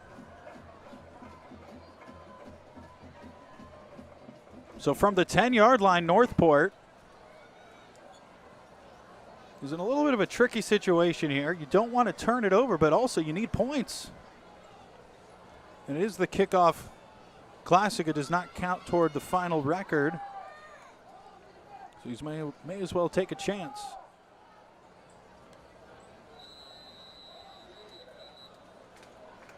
Flag thrown by the back judge.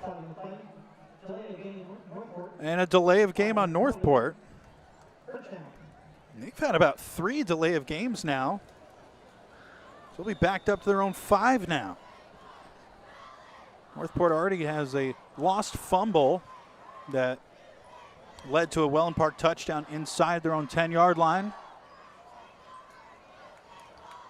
This time a decent gain on the play, and another flag flies in. Looks like they're signaling a face mask against Wellen Park. Or maybe I read that completely wrong. I did not.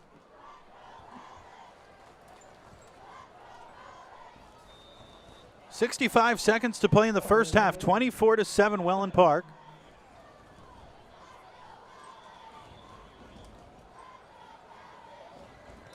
Oh, wow. Guerra of Northport and number 27 in red, which is Dane Caton. We're going at it way beyond the line of scrimmage before the ball was even snapped. So a false start on Northport pushes them back another 5 yards.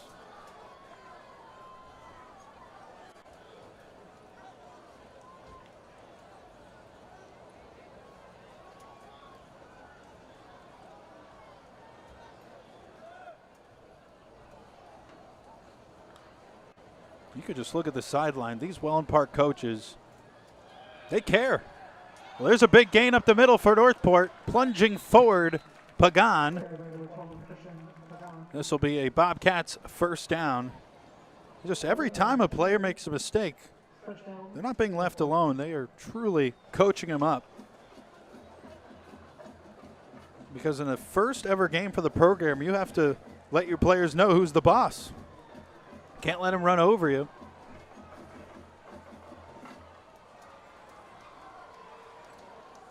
But also it's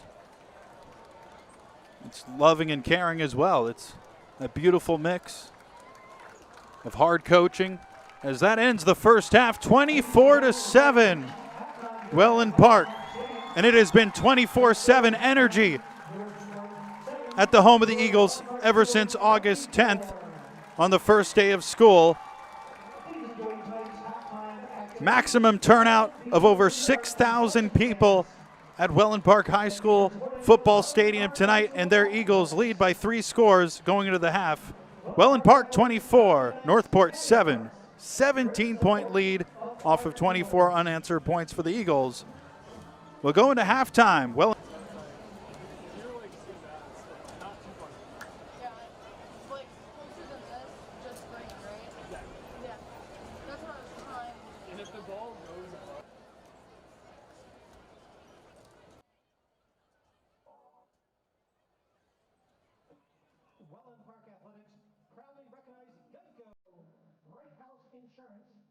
supporting our student athletes and Eagle Nation. There's 6 minutes and 30 seconds left to go in halftime.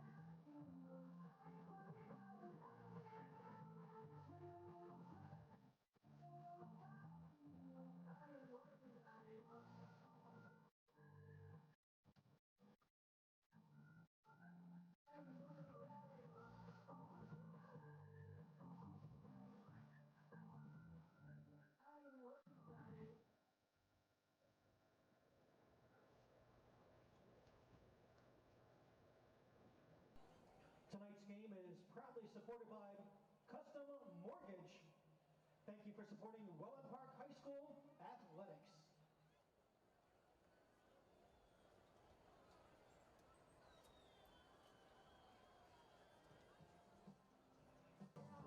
Welcome back to the field, your Wellen Park Eagles.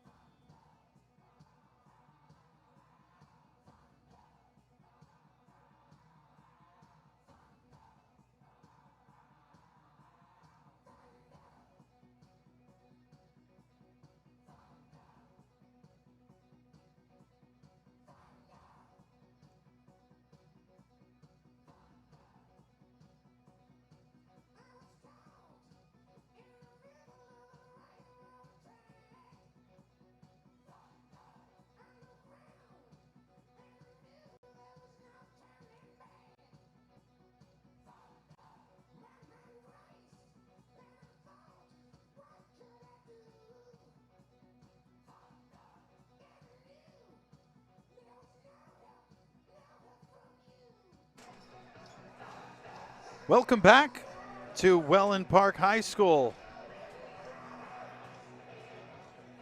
It started out in favor of North Port, a 7-0 advantage going late into the first quarter. However, in a goal-to-go situation, Noah Wireman ran it in from 6 yards out, even up the game at 7 apiece, and then a touchdown at the opening moments of the second quarter following the North Port costly turnover inside its own 10-yard line. Will Campbell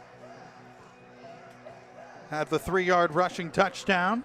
Then Donovan Childers knocked in a 29-yard field goal.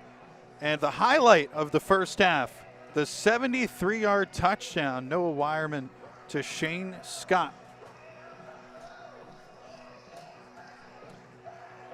Just about 2.5 more minutes going into the halftime break. Well, we saw some promising stints from the North Port quarterback, Cameron Wilson.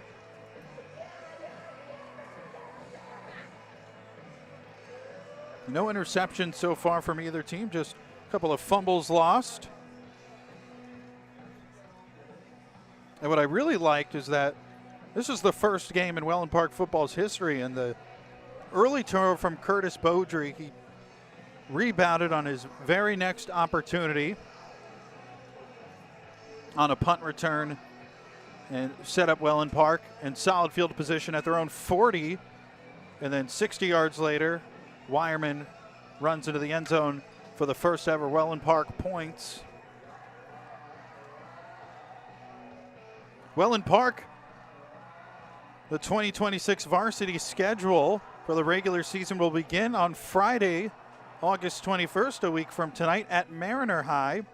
And then the home opener, the first ever regular season home game at Wellen Park High, will be Friday, August 28th against Gateway. And when you look at the schedule, the toughest game is most definitely at Cardinal Mooney. That's the first ever district game, which will be on the road on a Thursday, September 10th. Cardinal Mooney had a 14-1 record and 6th ranking in the state of Florida, 60th nationally as well last season. And then it is projected that Cardinal Mooney, should continue their excellence as they are preseason number 8 in the state and 72nd nationally. So Wellen Park will get an early challenge. And of course, Booker was on the schedule, but an unfortunate situation at Booker High School resulted in the varsity team being canceled for the 2026 season. It's very sad for the community and for the school. With a new coach, they look to turn it around with their only having a JV team this season.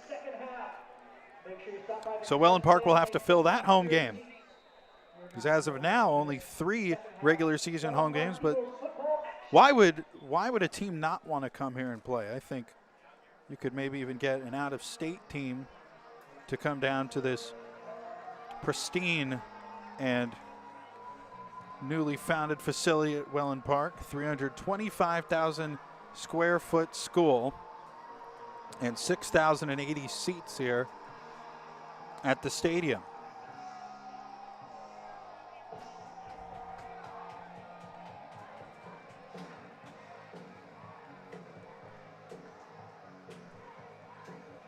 This is Friday night kickoff classic football on Vibrant Aspect Media.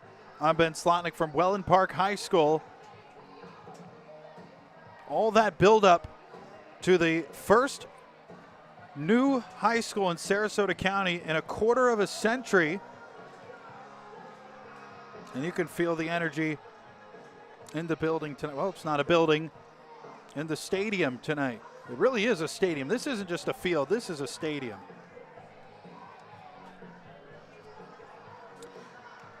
Well, Wellen Park won the coin toss, elected to defer prior to the game, and will, of course, receive the opening kickoff of the second half. The third quarter is just seconds away.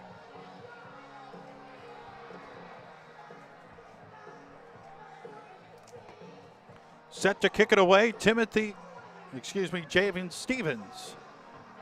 Stevens to kick it away. 2 men back to return for the Eagles.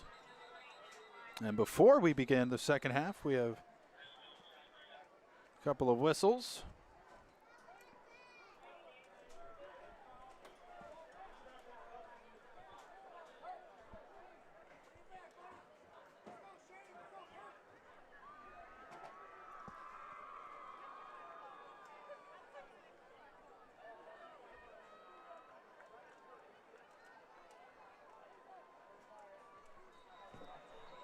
Kickoff by number 22, North Port, Javen Stevens set to kick it away. And the second half from Wellen Park High School Football Stadium is underway. A little bit of a wobbly kick. Fielded inside the 15. Nothing but open turf in front. It's Beaudry. Curtis Beaudry takes it to the house to begin the second half. A kickoff return touchdown. The first in Wellen Park High history belongs to Curtis Beaudry. Rather, Shane Scott.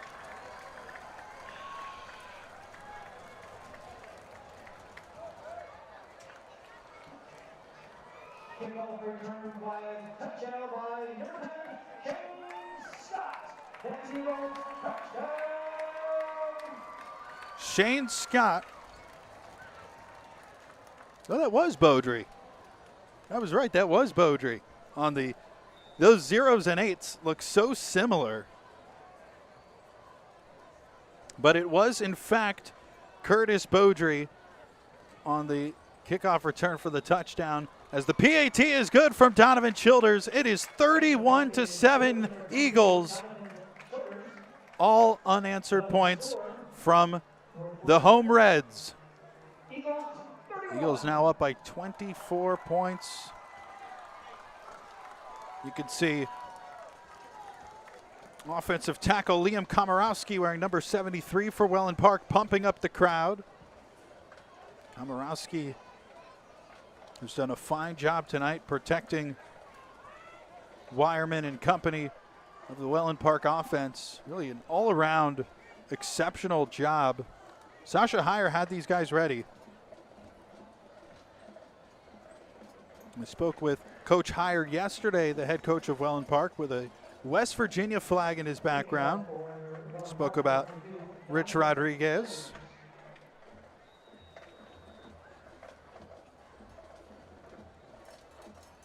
Heyer played his college football at Shepherd College back in the early 90s.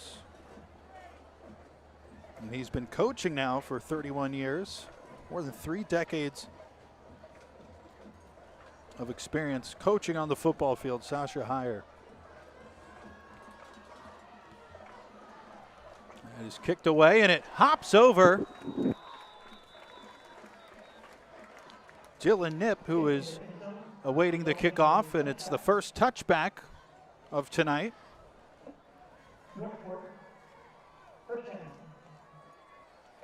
Number 97, Colton Pipish. You see Colin Gilkerson on the screen. Defense has recovered a pair of lost fumbles tonight.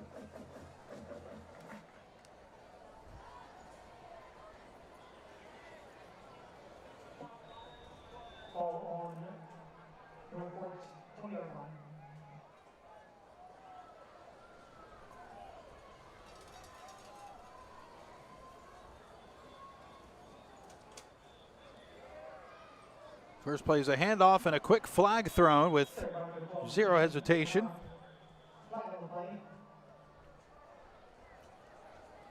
We've seen a lot of yellow on the field tonight.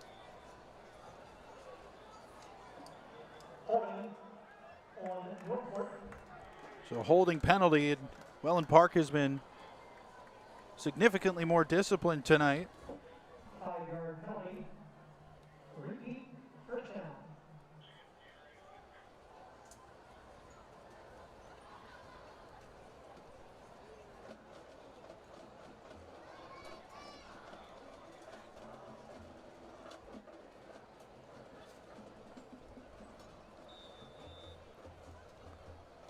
First down and 20 now from its own 10-yard line.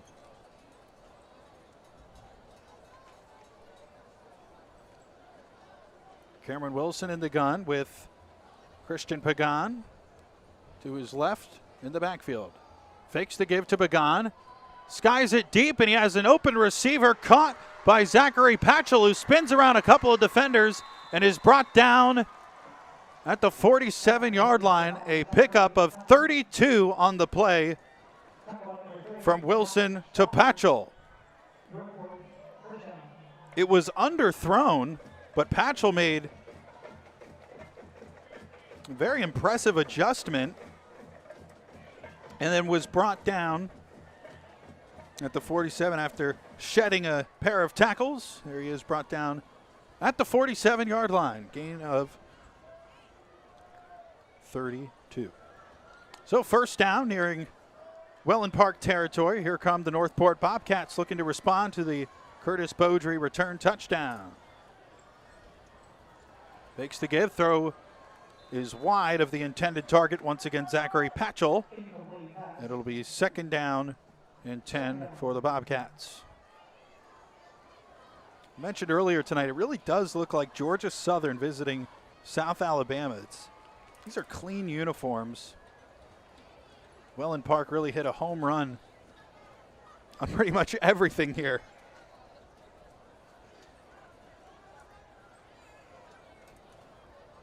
Now, if it didn't say high school anywhere in this facility and I walked in, I think I was going to either probably a Division II college. This is upper tier stuff. Wilson in the gun. Rolling to his right. Crowd calling for a hold. The throw is deep and incomplete. Intended for Armarian Gilchrist. No holding call, despite the cries of the Wellen Park fans here. But man, the fan base tonight has been outstanding. It came out in full effect. 6,000 in attendance. Sellout crowd in the first ever game at Wellen Park High School. The kickoff classic. Second down and 10 now for North Port. Looking to score their first points since the opening quarter. Pagan in the backfield. Whistle blows, and we have a flag thrown by the back judge. And once again, this is the 4th delay of game call on North Port. The 4th delay of game call.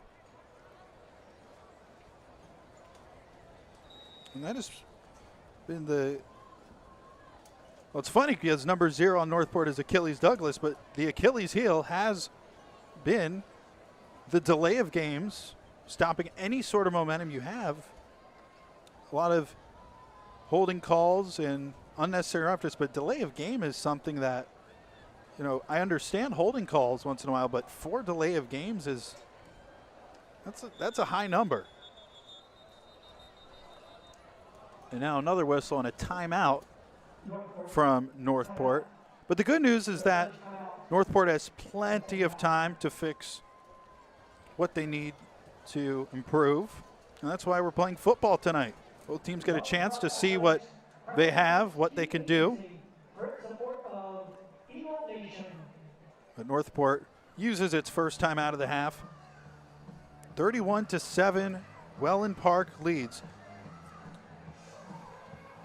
Well, we have a special announcement tonight.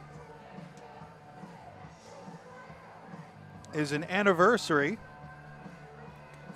Congratulations to John and Jill Gregory on their 33rd wedding anniversary. They are here at the game. John and Jill. Not to be confused with one of the worst movies ever, Jack and Jill. John and Jill Gregory are much better than Jack and Jill. So John and Jill, I hope you're enjoying the game. I don't know who green-lighted the film Jack and Jill, but it was. It ended up being green-lighted, and that should have been a massive red. But John and Jill, they have the green light for their 33rd anniversary. Wow, that is impressive. 2 years, as there's a deep throw, and this is intercepted. The first interception in Wellen Park High School history. It is returned to the 45 of North Port. Bertrand Holbrook.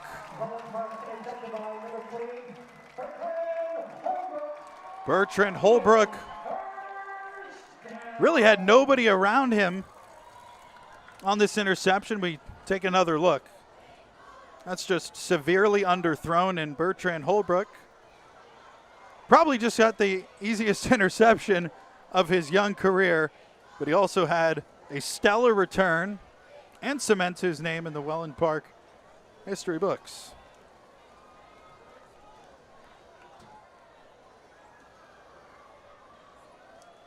So first down from the 45 for Wellen Park, looking to continue to roll over the Bobcats.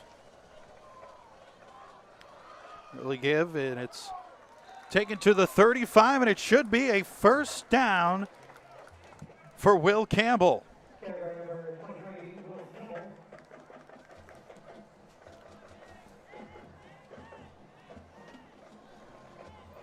We approach the 10-minute mark of the third quarter.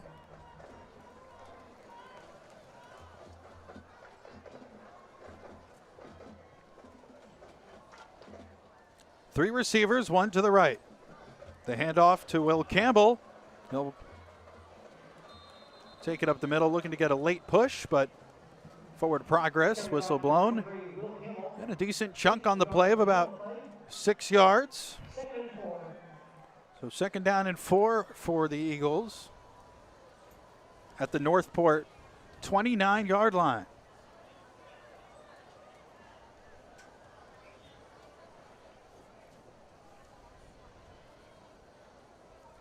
Cassani and Jack Underwood to the left as the receivers, but the give is once again to Will Campbell. And he picks up enough for another Eagles first down.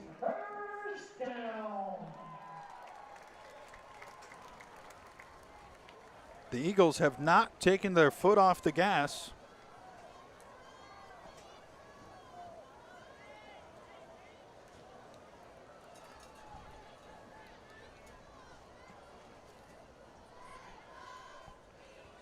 Campbell has been the workhorse tonight in the backfield as he shifts from the left to the right.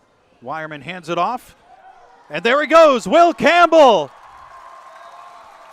on to the end zone. 38-7 Wellen Park. Almost untouched.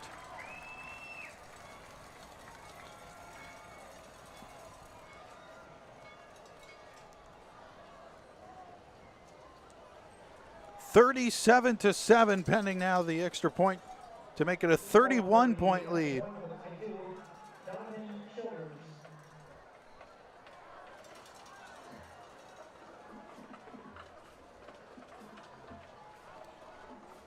And the PAT from Childers is up and good. 38-7, 38 unanswered points from Wellen Park. And they continue to build on this monstrous lead they have.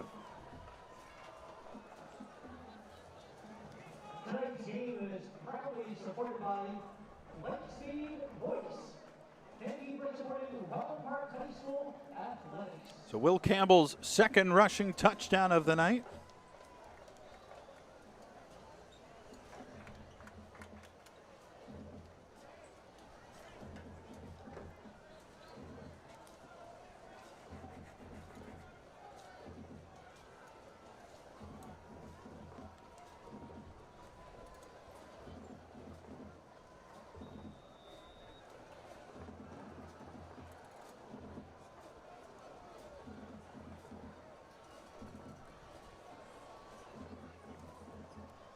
Childers boots it away. And this will roll out of bounds just enough for an illegal kick. North Port, first down.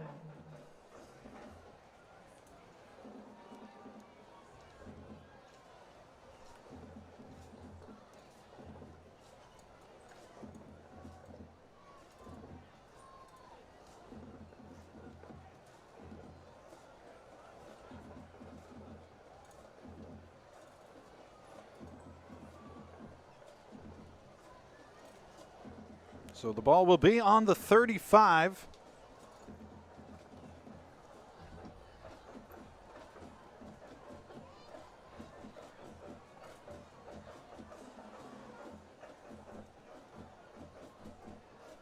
Venice leading Gulf Coast 58-7. Not too far from here. They had a 58-7 lead at the half. And now 3 minutes to go in the third quarter. Still 58-7 Indians. So Wellen Park, Venice faring very well on the respective opening nights.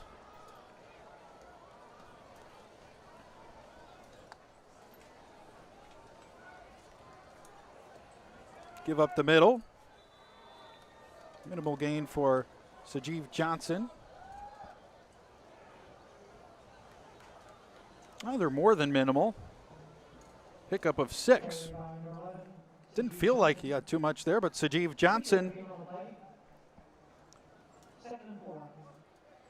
Good little start to this North Port drive.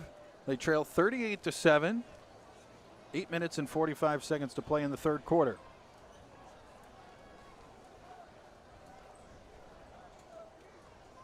Bobcats have 4 receivers, 2 on each side.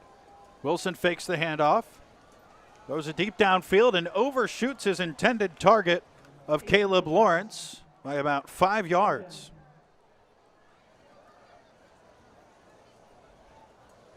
Well, I think Cameron Wilson has a ton of potential. I like how he airs out the ball with confidence. And this is stuff that, look, he's young. He's a sophomore. It'll get better as he continues his high school football career. But the fact that he's willing to throw the ball downfield and take those chances is very respectable. So I see a bright future for Cameron Wilson at North Port, and I think he's going to end up having a pretty good regular season. Wilson fakes the handoff. Stutter steps, now rolling to his right, and he's brought down by Knox Swafford.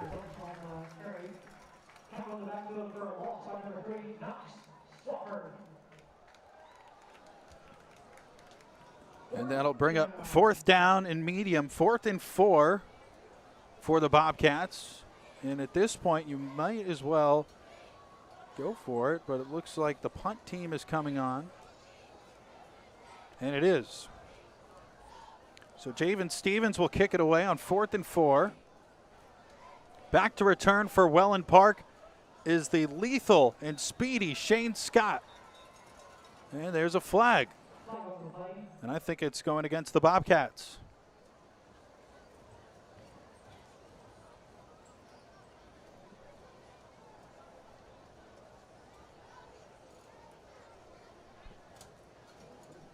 Illegal participation.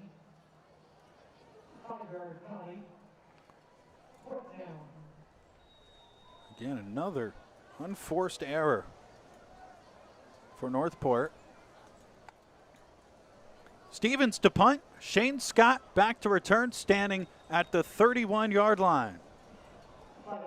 And another flag, and this will be a false start against North Port. The self-inflicted mistakes just continue.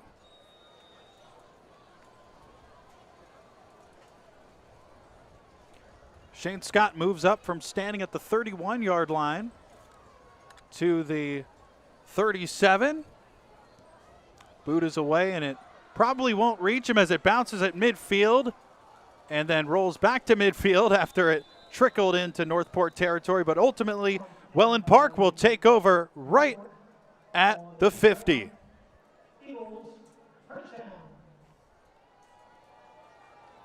Tremendous field position for Wellen Park. You're watching Wellen Park take on North Port on Vibrant Aspect Media. It's been a wonderful night. A lot of energy at the stadium. Anything new is exciting, especially when it comes to high school, because I know a lot of kids, when they walk back into the halls of a school that's been walked through for 45 plus years, it just gets boring at some point. There's a quick first down run from Malachi Bynum, who has been second in line to Will Campbell on carries tonight, but Bynum trucks forward for a first down. A gain of 14 on the play. Wellen Park. First down and 10 at the North Port 36.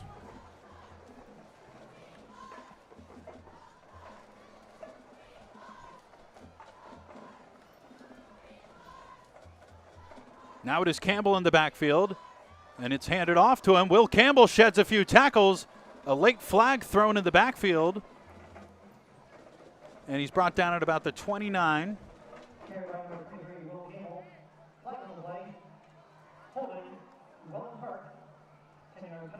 It was thrown around the area of what could have been a holding against North Port, defensive holding, but it was offensive holding, so a 10-yard penalty will move back Wellen Park to the 46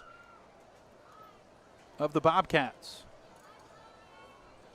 I did see an interesting jersey tonight, and it was a Jason Pierre-Paul Giants jersey in attendance. Pierre-Paul, of course, came over to Tampa Bay, and he's a USF grad. One of the most notable Bulls to play in the NFL. My favorite was Marlon Mack. I thought Marlon Mack was really a special talent coming out of USF. Played at the Colts for a little bit. Wireman in the gun. Moving to his right. Has a man at the sideline, and it is collected by Beaudry. Beaudry makes a move, and he continues to shift toward the left side of the field. Beaudry will take it to the end zone for the touchdown. Curtis Beaudry. Have yourself a second half. He finds pay dirt for the second time in the third quarter. Look at that shiftiness from Curtis Beaudry. 44-7, Wellen Park. Curtis Beaudry, folks, remember the name.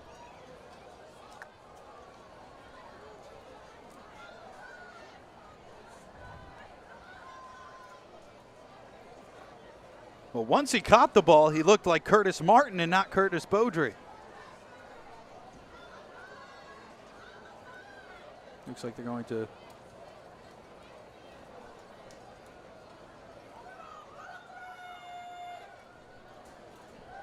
Curtis Beaudry and Shane Scott. I mean, These two guys, Flag on the play against Wellen Park. well, now a flag. I hope this is after the play. Block in the back. Eagles, first down. Oh, and it was a block in the back, so the offense back on the field. Eagles, 19-yard line. Touchdown is wiped away. However, Beaudry, if your parents are listening, please have your son use that in his highlight reel because it counts in my book, and that's really all that matters.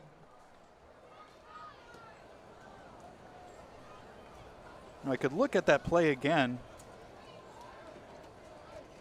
Look at that perfect timing on the replay. Let's see if the block in the back really made a difference here. I don't see anything. I really don't see anything that affected that, but so Beaudry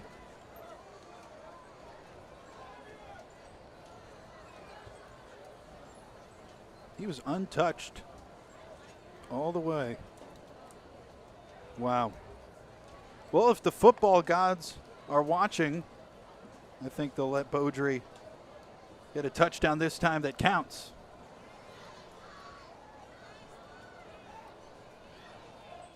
Man, that was a tremendous play.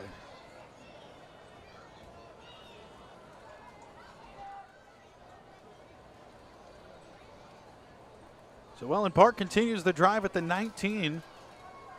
So they do get some yards on that play. Will Campbell in the backfield.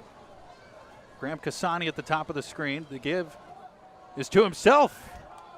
Noah Wireman plunges forward to the 10-yard line. Right around that first down marker. 9-yard gain on the play. 2nd and 1. So second down in inches for Wellen Park.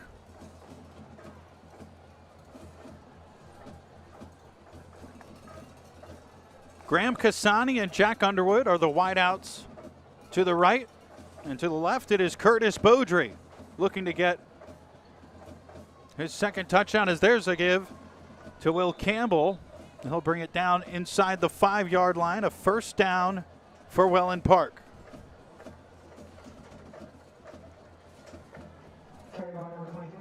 Wellen Park is quick to get back to the line. Wireman in the gun, hands it off to Campbell. He plunges forward into the end zone for his 3rd rushing touchdown of the game. And Wellen Park continues to pour it on.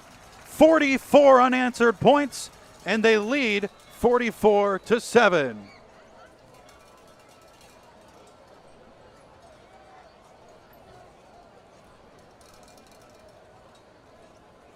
Now an injured North Port player on the field.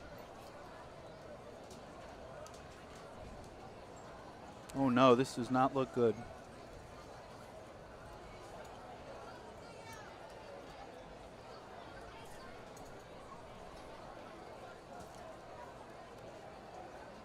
We hope it's nothing too serious, but we'll step aside while he is taken care of in the end zone. He really hasn't moved too much. Well, let's go to a break and hope that he's okay. We'll be back soon after the injury timeout.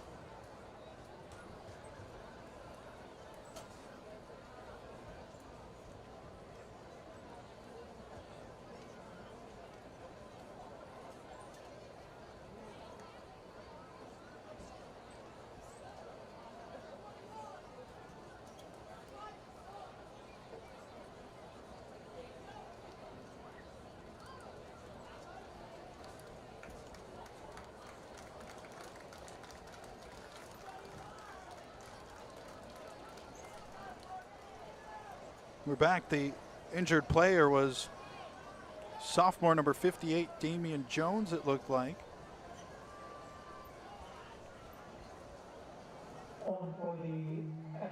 Jones is helped off the field, walking very, very gingerly.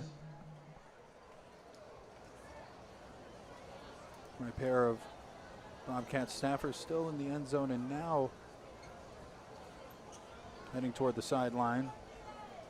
Not what you want to see, especially in the Kickoff Classic the week prior to the regular season. So we hope Damian Jones has a quick recovery. Now the extra point.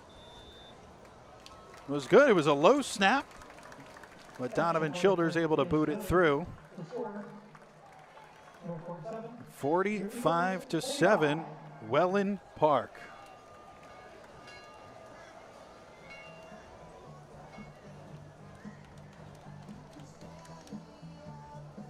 We'll see if Wellen Park can break 50 points in its first ever game, and the odds are in favor of that.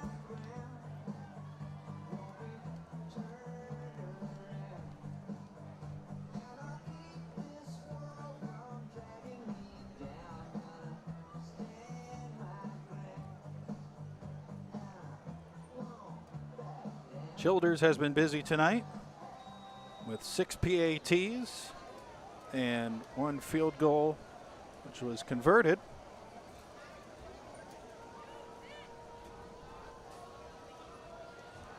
And he'll send it away.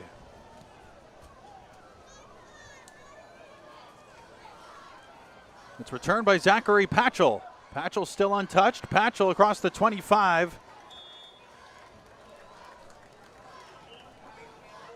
Rather, Caleb Lawrence. Lawrence on the return. North Port's 29-yard line. North Port, touchdown. Wellen Park Athletics proudly recognizes Capstan Financial for investing in our Eagles and our student athletes. And now a running clock. So 4 minutes and 45 seconds continuing to roll at Wellen Park. 38-point advantage for the Eagles. All unanswered points. Christian Pagan in the backfield. He takes the handoff, and he's dropped back for a loss. The tackle made by Robert Corrigan. Tackle for a loss. Second down. And Corrigan was described by head coach Sasha Heyer as a defensive leader that plays with passion.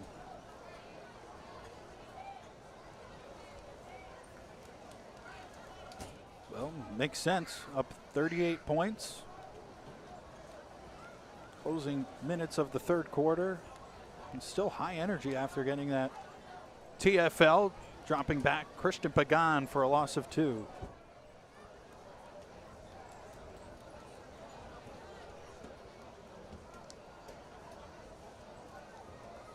Wilson takes the snap, fakes the handoff, and underthrows the intended receiver, Amarian Gilchrist. Take another look at that. Underthrew him at about the 35.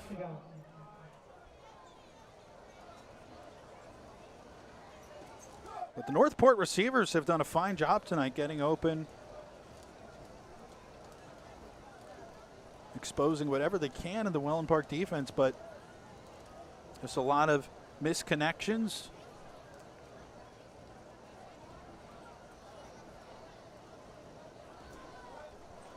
Third down and 12 from the Bobcats 27.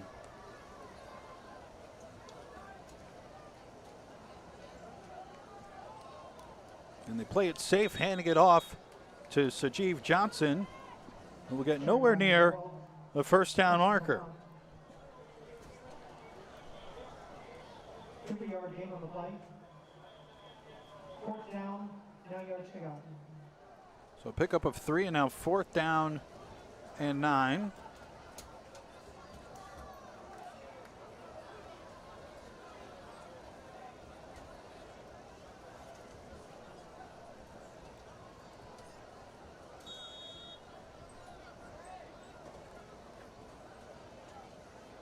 Timeout called by North Port, their second of the half. As their punter, Javen Stevens, was a bit late to the field. So one timeout to go in the second half for North Port.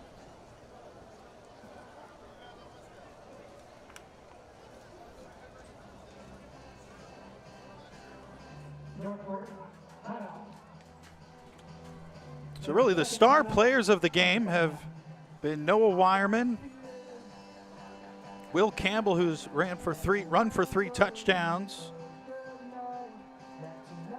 Beaudry and Scott.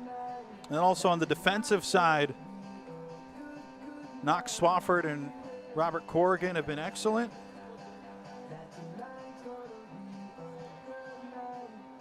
Sebastian Cabanez.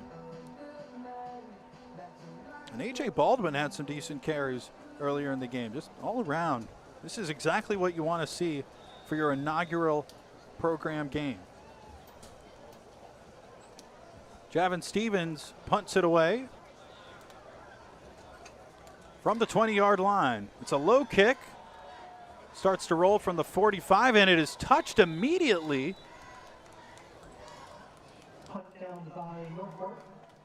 By Jackson Sullivan, but that ball was going to roll at least another 10 yards or so. So big break there for Wellen Park.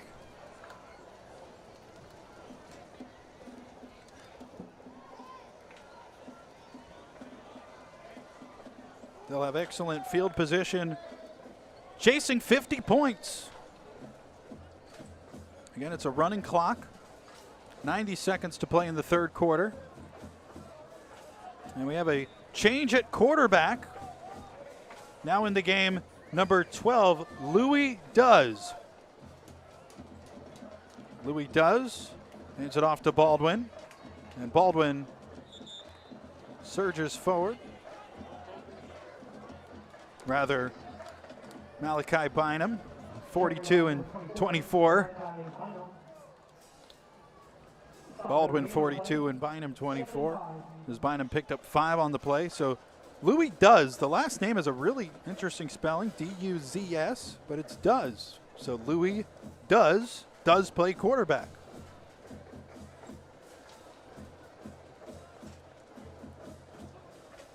Does hands it off to Bynum, and he breaks a few tackles, and now Bynum will cross the 40-yard line for a Wellen Park first down, and he tumbles down again.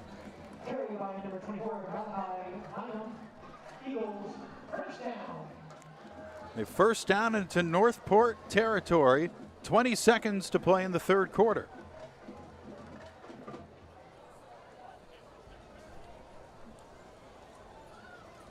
The clock camera is down as of now on the broadcast, but I'll tell you that the third quarter has just concluded, so a good time for the clock not to work. 45-7, Wellen Park leads over North Port, and they're once again knocking on the door, looking to surpass 50 points in its first ever game. The kickoff classic between the Eagles and the Bobcats has 12 more minutes to play when we come back. And why not we just stay here? Again, the clock currently not working, but we appreciate you again for joining tonight's broadcast with Vibrant Aspect Media. Really an incredible crew. I'm Ben Slotnick from Wellen Park High School. An exciting week here in, well, there's kind of a debate whether Wellen Park is in North Port or Venice. I didn't draw a city line, so I'll just say it's in Wellen Park.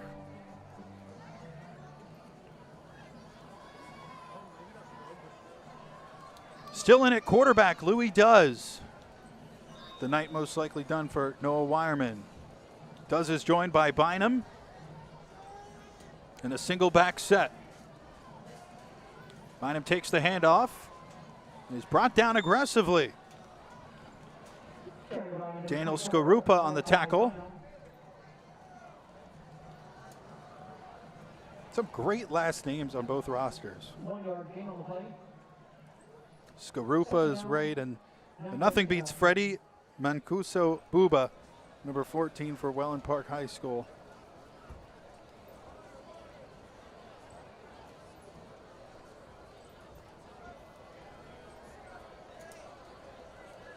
Now Baldwin is the tailback. Louis Does hands it off to Baldwin. He'll get minimal yardage, if anything.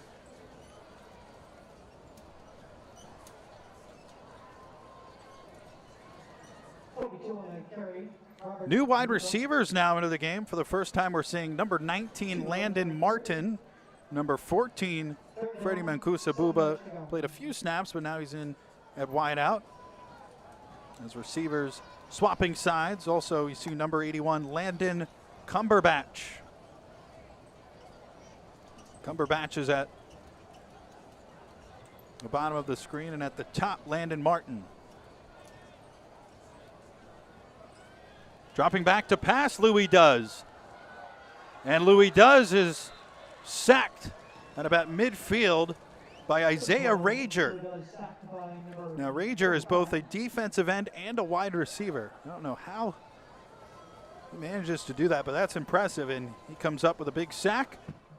So Wellen Park will bring out its punt team for the second time tonight.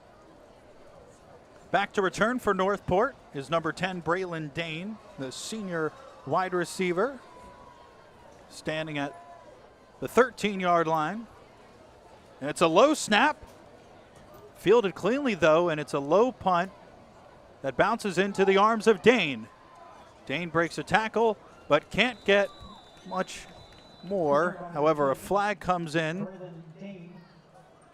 at the 17-yard line. Northport better hope that it's against the Eagles, or else they'll be inside the 10.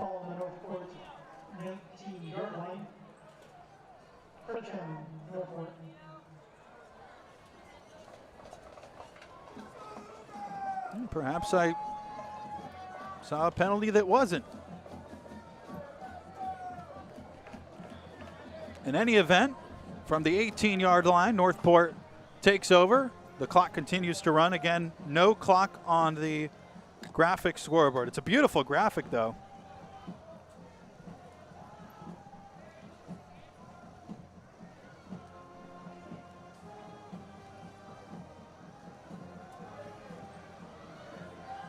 Cameron Wilson gets rid of it, lofting it to an open receiver, and it's caught by Dylan Knipp. And that is the first grab of the night for Mr. Knipp. Dylan Knipp is a sophomore wide receiver.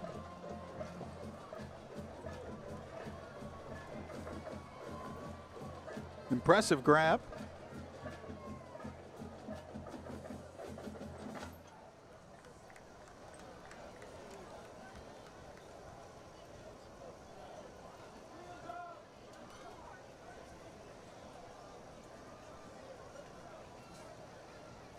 Well, the Northport offense has certainly had some encouraging moments. Sajeev Johnson in the backfield, and I think the offensive line jumped early, flag thrown. It is a false start.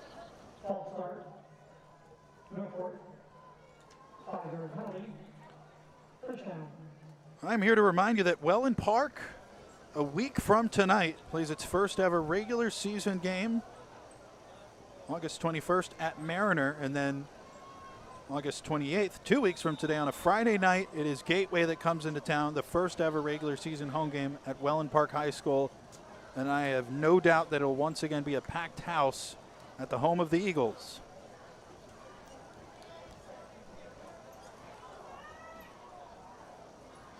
And once again, a jump. Jackson Van Horn caught impeding into enemy territory prior to the snap. And the Bobcats will back up another 5 yards. First down and 20 for Northport. Haven't been able to say his name tonight, but number 55, Mason Antman.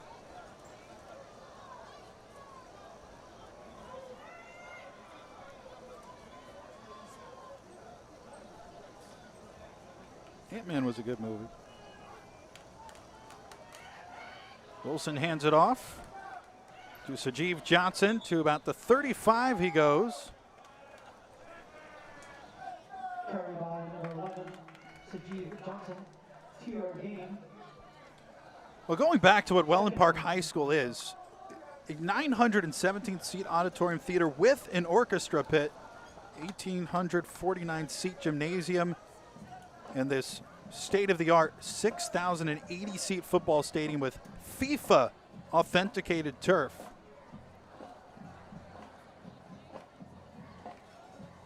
A 507-seat baseball stadium with concrete dugout, sports lighting, and then 286-seat softball stadium. This Wilson, play action pass, throwing up the middle, open receiver caught. Timothy Shabunin.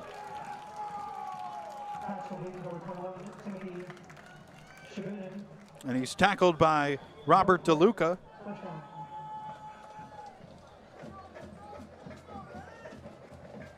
Take another look at that grab made by Shabunin.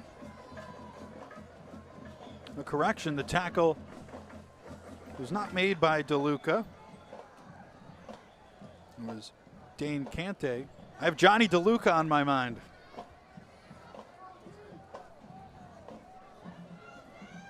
Another Florida athlete for the Tampa Bay Rays.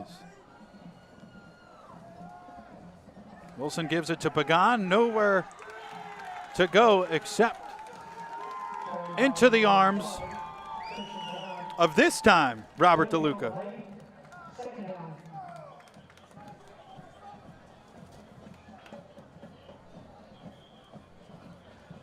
Running clock continues now, 4.5 minutes to play. Again, no clock on the scoreboard.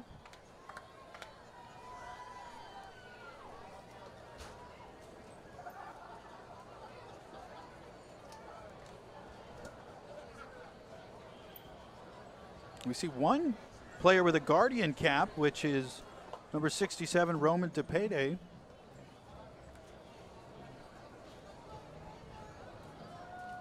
Faking the handoff, Wilson, and he is immediately met into the arms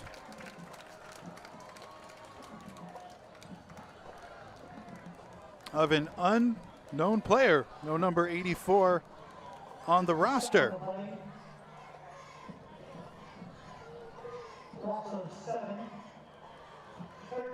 But a loss of 7 on the play. Well, number 84, whatever your name is, congrats on your first sack with Wellen Park High School.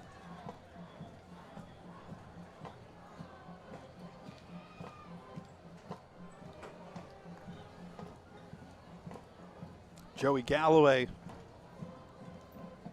former Tampa Bay Buccaneer, wore number 84.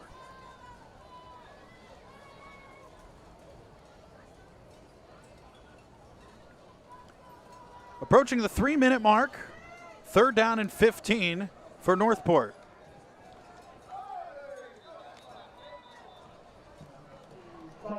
And another flag on the play. And a quarterback change for North Port. Now Dylan Nip. And now Nip will head back to the sideline. So a failed experiment, a false start.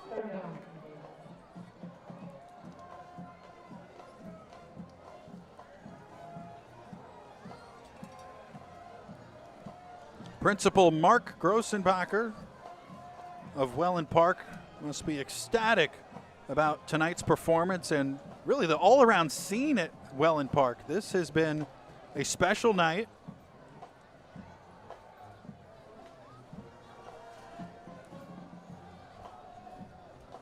And once again, it is Dylan Nip at quarterback and another flag. It is a false start, back-to-back false starts. That'll push him back another 5 yards, 3rd down and 25 for the Bobcats. The running clock is now under 2 minutes.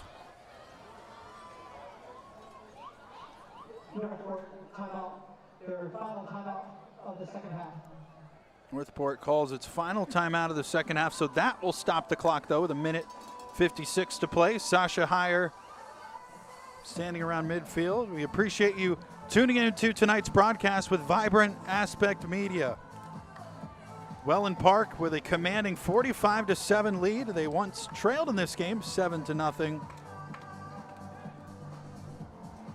But they never trailed after a quarter. It was 7-7 after the first quarter, 24-7 at halftime.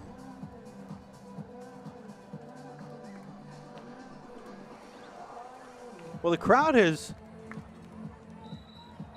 slightly started to head toward the exit, but still great support this late in the game, knowing that it's out of reach. You got to stay to see the whole thing, and it's pretty neat. A lot of videos being taken by fans in front of me, savoring these moments. Handoff is to Commodore. A gain of 7 on the play.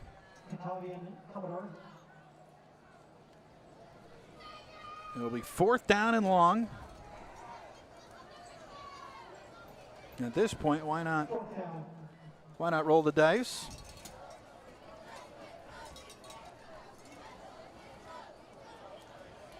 And they will go for it. 1:24 to play. 4th down and 20 is the official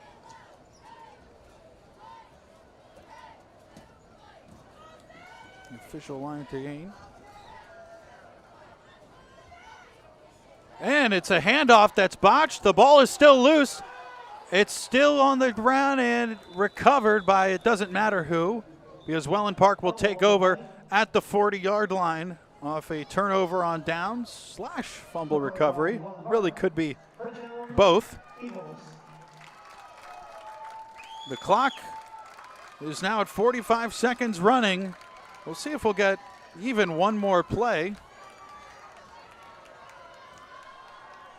I think they'll just let the clock run out.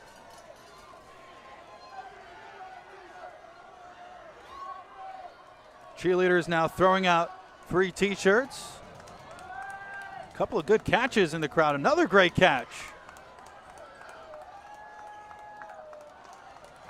They could play wide receiver for Wellen Park High School.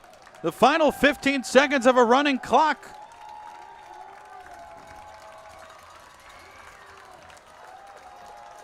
Five seconds.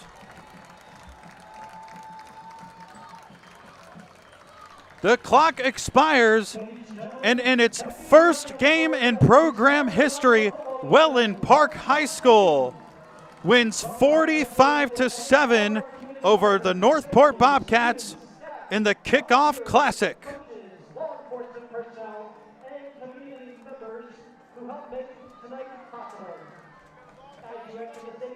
Tonight's scoring plays. First, it was the Wilson to Patchell reception touchdown, made it 7-0 North Port, but then it was all Wellen Park from then. Wireman's 6-yard touchdown run was the first score in Wellen Park history. It was followed by a Will Campbell 3-yard touchdown run to make it 14-7, and Wellen Park would not surrender the lead from